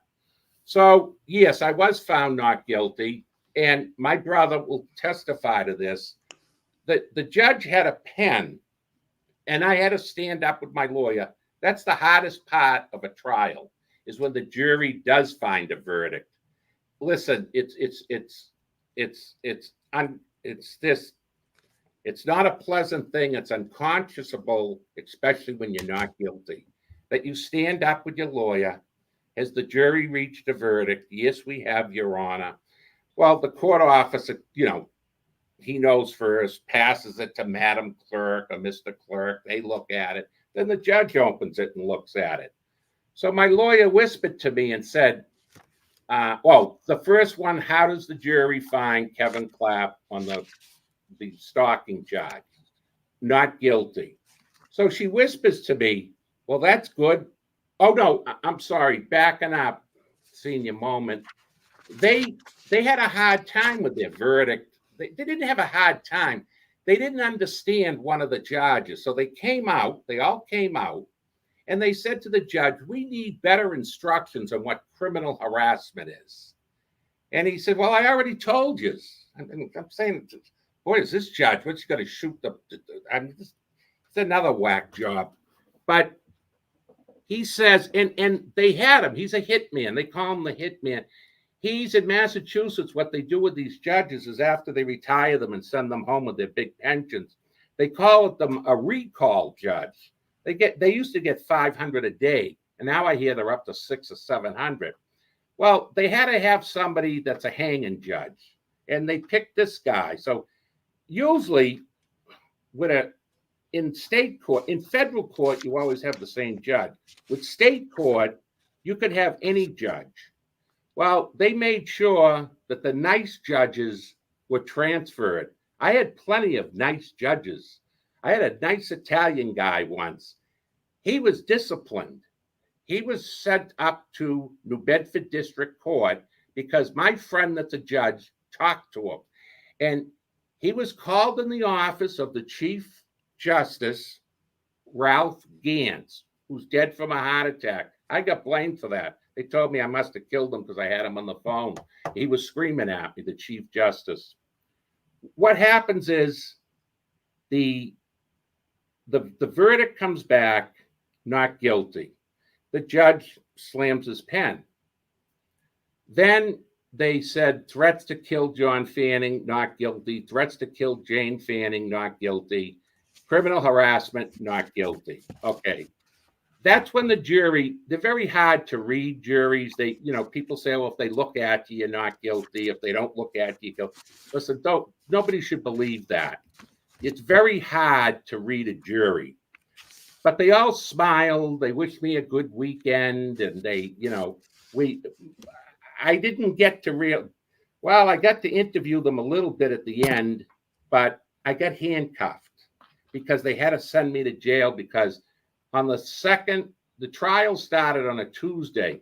On a Wednesday, the judge found me in contempt and ordered me to serve 90 days in court for contempt of court because I've never had this happen. I've probably been to court 125 times on this case, and I'm not imagining it with the resisting arrest in the Brockton District Court too. The judge, I got up and I said to the judge, Your Honor, I'd like to speak under my First Amendment rights. And he said, you don't have any. I said, what? He said, you don't have any First Amendment rights. I said, Your Honor, this is America. I have First Amendment rights, and I'd like to ask a question. My lawyer said he's got First Amendment rights. Mr. Clapp, you don't have any. That's it. We're taking a break. This is before the jury was even impaneled. So we're going to take a break. He's walking out the back door. I turn around. I says to my brother, Arthur, I says, you know what, Artie? I says, I'm so sick of this. This is why they should build a jail and put judges in it. Well, he heard me, went berserk, but he had walked out the door. Well, listen, that's my First Amendment right. He should be in a prison because you can't tell anybody that they don't have their First Amendment right. You cannot take that away from somebody. So we're out in the hall and, the Super Troopers march by. They didn't hear this because you gotta understand in a criminal trial, they cannot be in the room only one at a time when they testify, then they have to leave. They can come back and listen if they're not going to be recalled under direct examination or redirect. So these troopers, in the civil trial, it's different. They can stay in a courtroom. But in a criminal trial, the accused has the right to not have the Commonwealth's witnesses because it's the Commonwealth's case, they call it. So what they did is they okay, so I'm going to stop us right there so that we can do part 3. I kind of like where we're at with this, but I want to open it up here for the 15-minute Q&A. So all you have to do is put a Q and then dash and then whatever question you want. When I see it and it's something that is relevant and important, I will click on it. And then whether it's for myself or for Mr. Kevin Clapp here, remember that we are doing parts 3 and parts 4 to conclude everything here. Again, we're trying to give not only Kevin Clapp this platform, but also for his mother and in the situation that happened back almost, it's over 10 years, and but it's within the statute of limitations for criminal charges to be pressed against John Fanning for rape. And I am trying to help Kevin here. I believe his story. Trust me, I've spent numerous hours with Kevin on the phone. And if there's anybody that's going to try to vet or try to shake somebody or make sure that they're legit, I think that I hold myself to that standard. And Mr. Clapp, how I know that he's legit is that he's able to, either one person goes and starts bullshitting when they don't want to answer a question, or it leads them into another part of the story. And that's what you have to weigh. And that was my job that I had to determine. But I had the police report, pictures, numerous of his stories. Like I said, I was able to make what I consider like slideshows. I have all the notes of every time we talked. So I believe wholeheartedly in Mr. Clapp and his story. But more importantly, I believe that there's other people out there that somebody like John Fanning, like Brian Tully, this isn't just one hit wonder. Like this doesn't just happen once and they're like, oh my God, I can't believe I did that. These are people, like Mr. Clapp has said, these are habitual, right? He's not the only person. And in part one, we brought to you the Key West situation. So there's others out there, but I believe that that Kevin's mom's case wasn't taken seriously, and was just like he said, they lied in police reports. They did nothing about it because somebody's saying, do me a favor and don't do anything about it. So here we go. Here's the questions. Yes, Mitchell, if you put a queue up. So question, how has this affected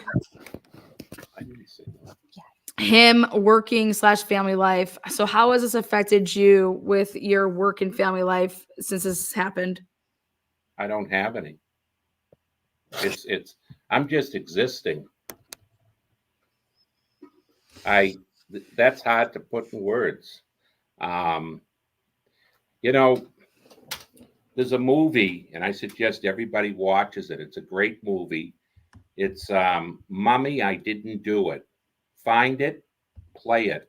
It's about a woman, Los Angeles, falsely accused of murdering her ex-boyfriend. I don't want to give the whole thing away, but it's a great movie. When I first saw that movie before my incident happened, I didn't think much of it. I said, oh, that's okay, it's a good movie. Shut it off, went to bed. The next time it was on TV, I'm in an arm cast, a cast of my foot, beat the shit out of it. I don't know if I'm going to spend the rest of my life in jail, and I'm losing my house. I had to keep filing bankruptcies, ruined my credit, still ruined. And the next time, that movie meant a lot to me. And it meant a lot to me because now I'm the victim. And she said something on TV once. I don't know if it was that show or it was there's another show on TV on the real life things that happen.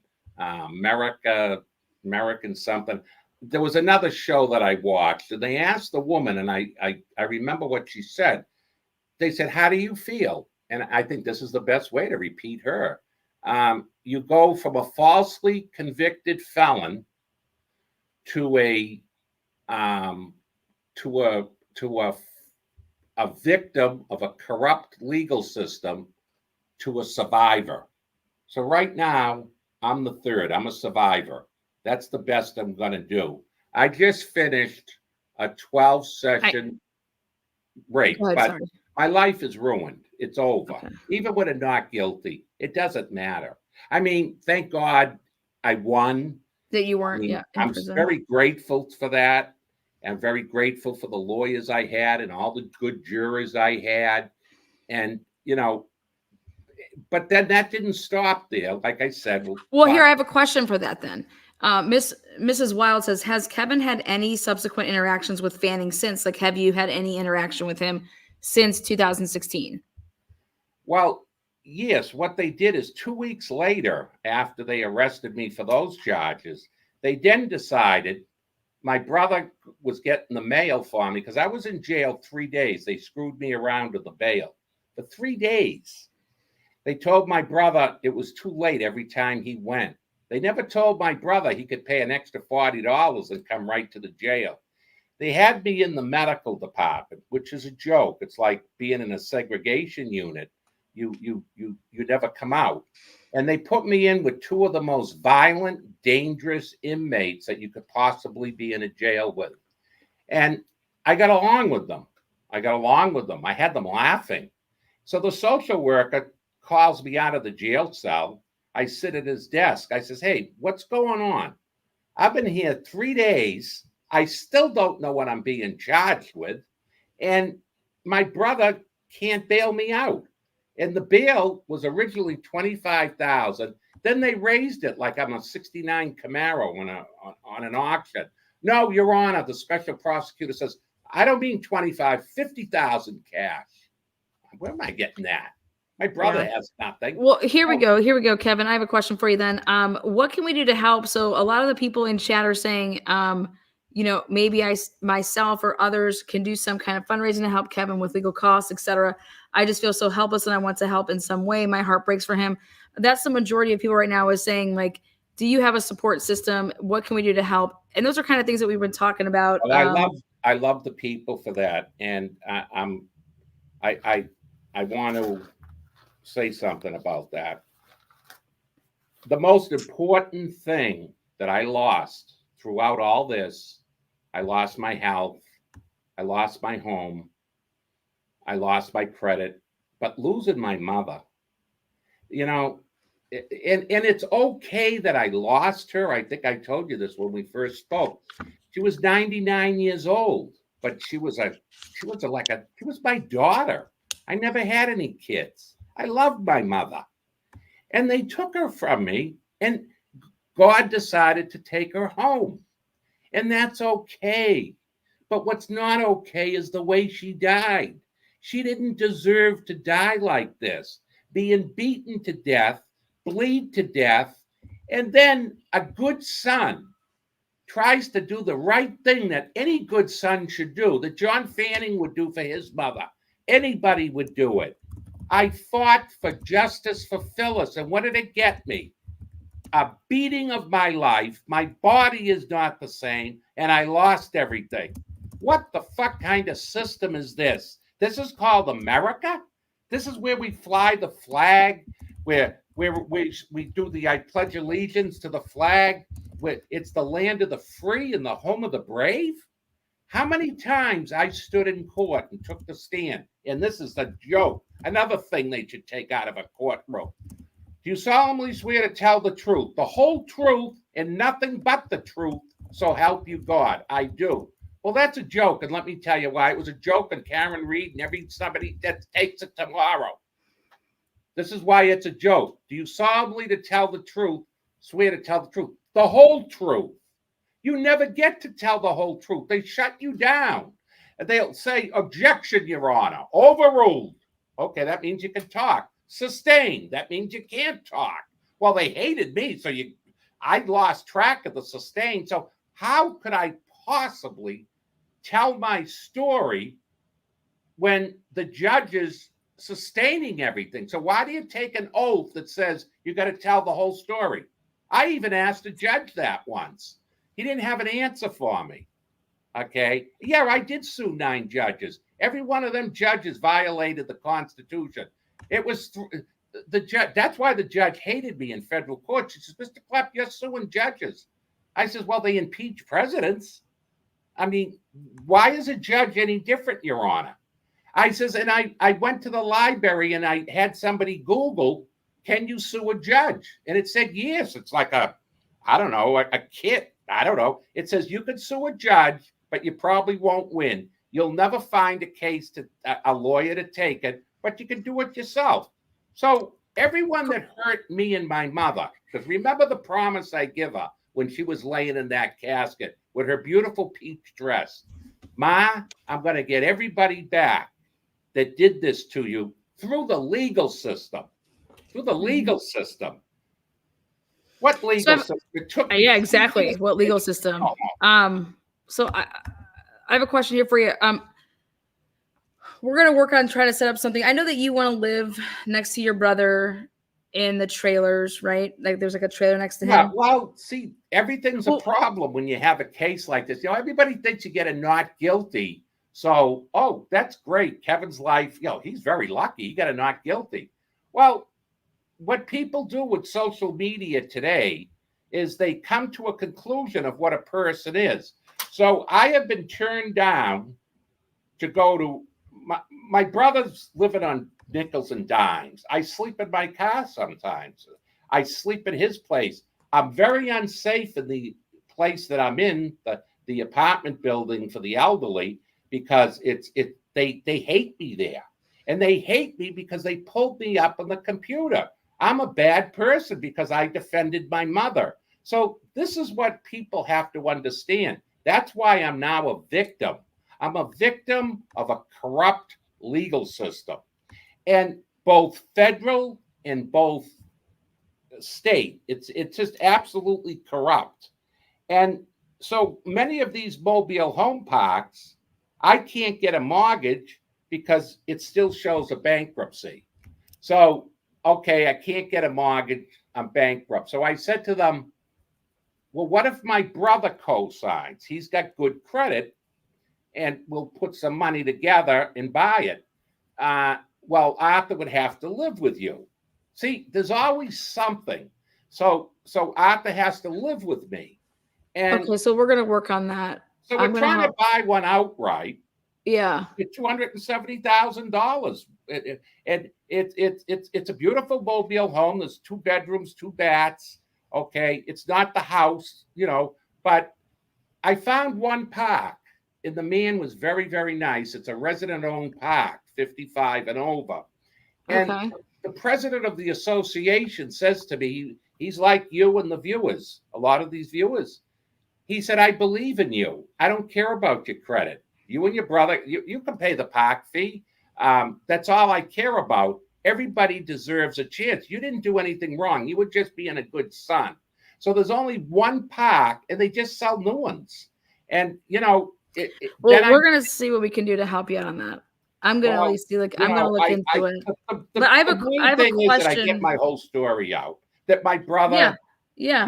Well, I think that maybe there's other ways to go around about, there's always, what do they say? There's 10 ways to, what do they say? 10 ways to shave. I don't know, 10 ways to. 10 ways to do it. There's always a bunch of different ways to do something, right? So, well, I'm gonna look into something, but I have a question for you here, because this is a really good question from one of the viewers. What do you think they were covering for in the rehab facility? Or do you think that it was just that it was you and they were like, because it's you,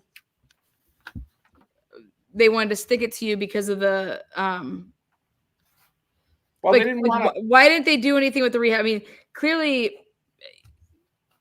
you make a report, you take your mom right up out of there. There's clearly complications from it. They wanted you to delete pictures that you took. They took her phone out of their room. Like what's going on here? Right. It was not like a permanent place. You were just supposed to be there. She was just doing something quickly to be there. So yeah, to get her better. But the long and short answer to that is to cover their ass on a lawsuit. Because I would have had a great lawsuit had that woman been charged. But she wasn't charged.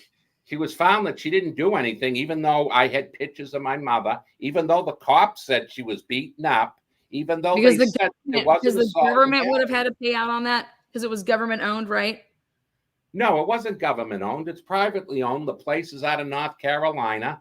And what they do is, no company wants to be sued. So they open up big liability if they get rid of this woman that beat up my mother. because what they're doing is they're admitting, okay, we're at fault. How much is this worth? Millions of dollars. What is it? The Clapp family is going to have to come after us. We never sued them. We're not a sue family here. We never sued that place. And I want the viewers to know that. I don't sit here, we got shit. I never sued them. My focus was on my mother. Keep her alive as long as I can. My mother always said, she adopted a little poodle once, and they told her at the pound, it's only got 6 months to live. It's got a heart condition, Phyllis. And my mother said a beautiful thing to the dog officer. Well, it's better that it comes home with me and I give it 6 more months of love than leave it in this dog pound to let it die in misery. And my mother gave it 6 months of love. Boy, did she love that little silver toy poodle female girl. My mother loved animals. My mother was a hell of a person. Like I said, to lose a mother this way it's just, I wouldn't wish this on anybody, because you can't get on with your life.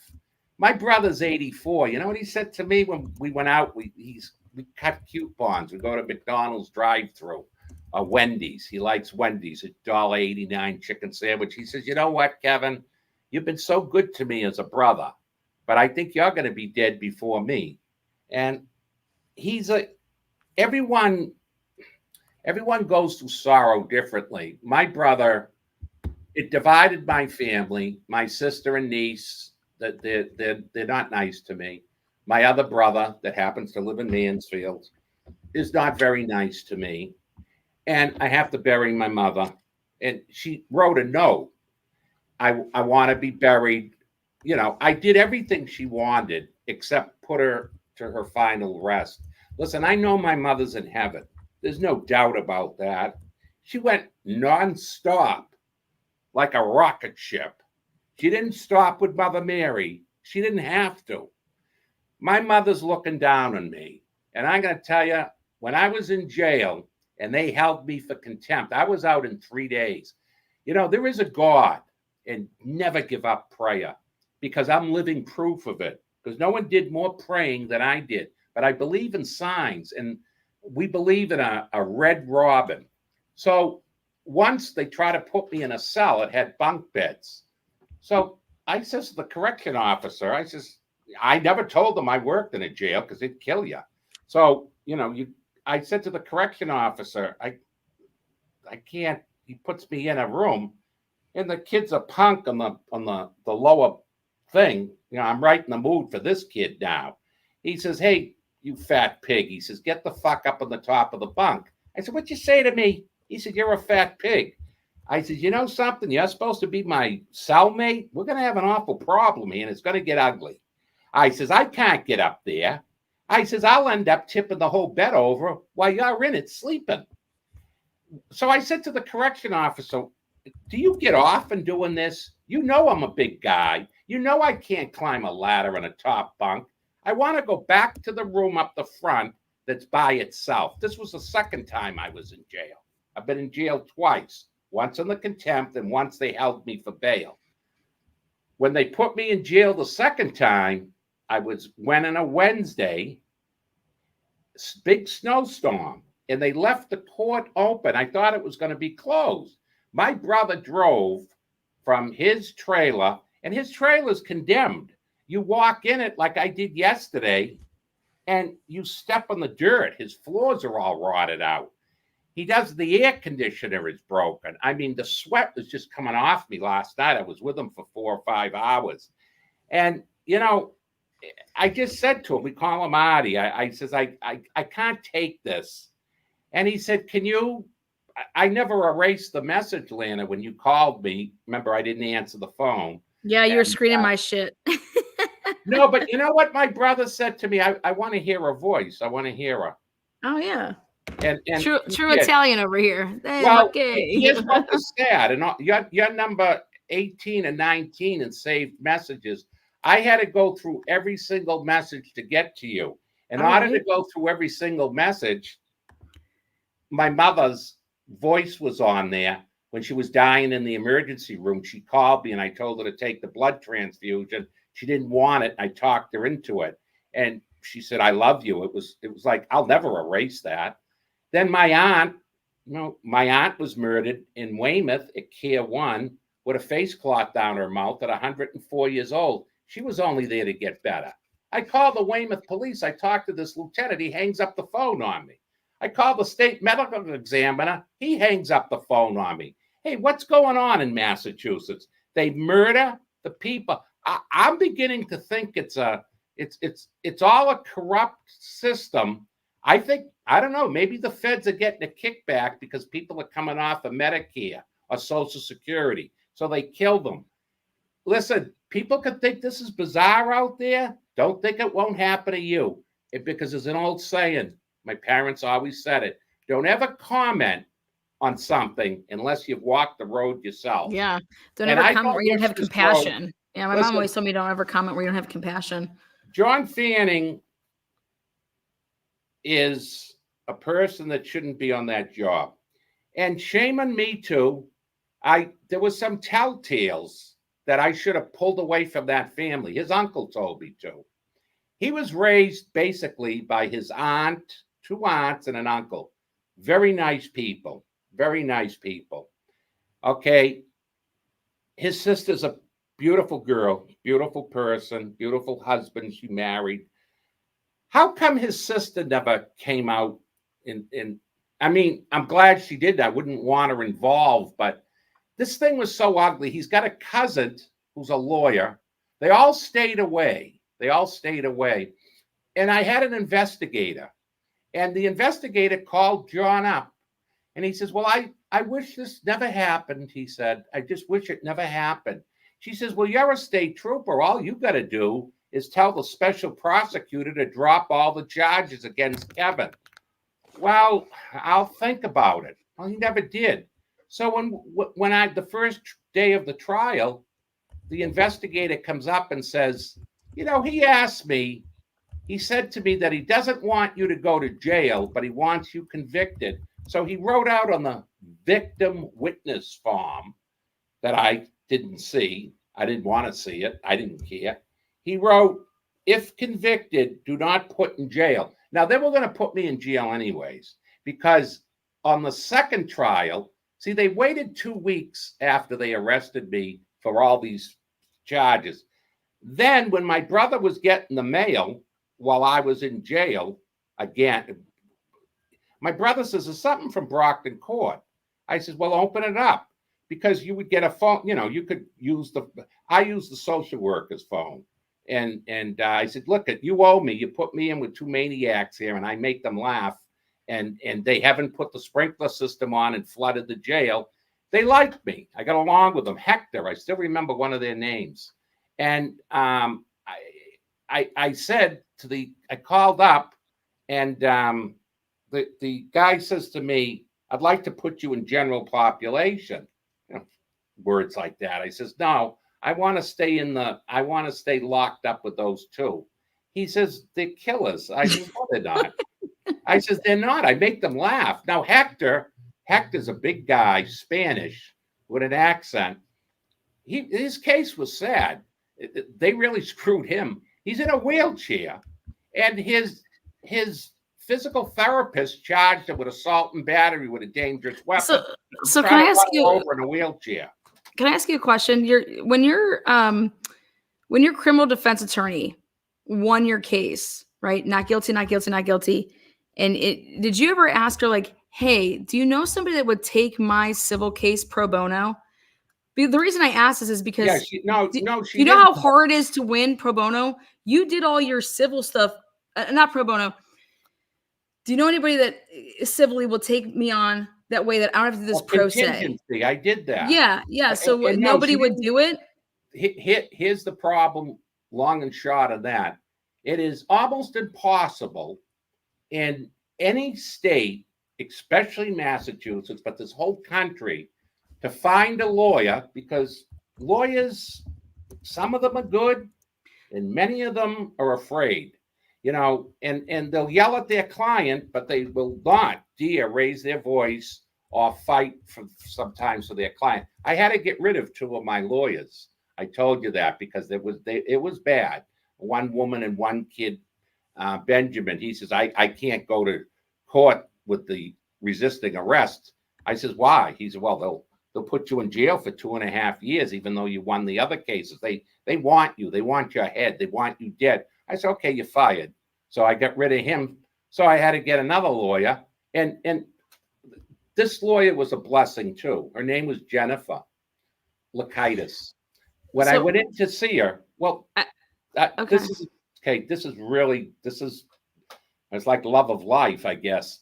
Jennifer said to me, Kevin, I don't know if you want me as a lawyer. I said, well, I hear you're a good criminal defense lawyer.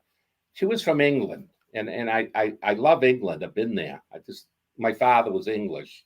I love English. I love the British people. I love Italy. I love people. But good people. The gift of giving is better than the gift of receiving. When I went and seen Jennifer, she says, you have to sign this if you want me. I says, well, what's that? I almost fell off the chair. Well, my husband's a retired state trooper. I says, oh my God. I says, I got to hire a woman lawyer and have trust in you that you, well, we got very friendly and I started to have feelings for her. She was a beautiful woman. Yeah, that's right. We had our rendezvous with banana bread. All right, we're gonna leave it. We're gonna leave it right there. That's a great way to end. I love it, Kevin. I know, I love it. I love it like that. That's a good ending. No, because we're here. We're at 9:17. We're gonna be back with part 3. We can pick up right here. Please come back and join me because we're gonna really dive deep, Kevin. Here, we've gone 4 hours now, about 4.5. To truly get us from the background story, how you know people, then what the heck happened to you, and what they did not do for your mother. But what we're going to kind of get into is where do we go from here? And are there people out there that we know as a community that can help? And I believe that your story and what happened to you still holds, that you could still go criminal with charging John Fanning 100%, go file a police report and move forward with the right people, that you were 100% sexually assaulted by John Fanning. And is there data that would also help support that? Was this retaliation? Especially if there's those text messages, he wanted that money. I think there is something there. And I think that you're the person that could possibly get that ball rolling. And then that would show, probably not only help you, but other people. But I want to help you in that. I want to help you because I know the statute of limitations is not up. I know in Massachusetts it's 15 years and it's within the 15 years. And so I know that you have a case, and I think that with everything surrounding it, it makes sense why also he did what he did, and that why they kind of came after you in 2016. It was if they thought that you were going to try to go forward with charges versus them being able to get charges on you. That's why they went forward with what they did, and they said, hey, let's trump up these charges against you and say that you were threatening, blah, blah, blah, because God forbid if you go ahead and get to them first, then, the first one to get there in the courtroom has way, way the upper hand. So we're going to stop here with episode 2. We'll be back here with episode 3, primetime Friday night. Join us, part 3, Friday night. Again, thank you so much, Kevin. Thank you for the girls that are in studio with you. I want to thank the viewers for believing in me. And, God bless them. There is good people in this world. And never give up on God, because, God closes a door and he opens a window. So if anybody out there is in the situation that I was in or am in, don't give up. you know, I'm not a Jesus freak. I'm not born again Christian, but you have to pray. You have to believe that, God didn't do this. The devil did it. People always want to blame God. God is good. God did not make this bad. The devil works through people. And I firmly believe that, because I was blessed with a jury that came from heaven twice. And then in federal court, I had a jury that came from hell. But then again, after I hired 3 lawyers, it just didn't go the way it should have, because I didn't run it. My lawyers with the criminal case asked me if I felt comfortable with the jurors. Very important. And I didn't. I says, Christine, I don't like the woman at the end. She says, okay, we're going to get rid of her. So you can Fuck her. bounce so many. Well, I didn't listen. I'm good at reading jurors. If I can't bounce a quarter on your ass, you're gone. Well, you know what? I I love rearranged the jury. I must I have did love you, something. Kevin. I love must you, have did something right, because NG means not guilty. So I took one woman off, bounced her, and she says to me, Christine, we're going to end up, we will get a woman that works, that's up here from Texas. She's a Texas Ranger. And I loved watching the Texas Rangers. My cable got shut off, so I don't see it anymore. The Texas Rangers. I love that show. So I said, well, I'd rather have a Texas Ranger on the jury than that woman giving me dirty looks. Plus, you get to read the cards where they work and what they do. Her son was an MBTA cop. And don't forget, it's got to be unanimous. So we bounced her. We Hello, bounced welcome her. to Truth and Transparency. Love you, Kevin. Good afternoon. Thank Welcome to you. Truth and Transparency.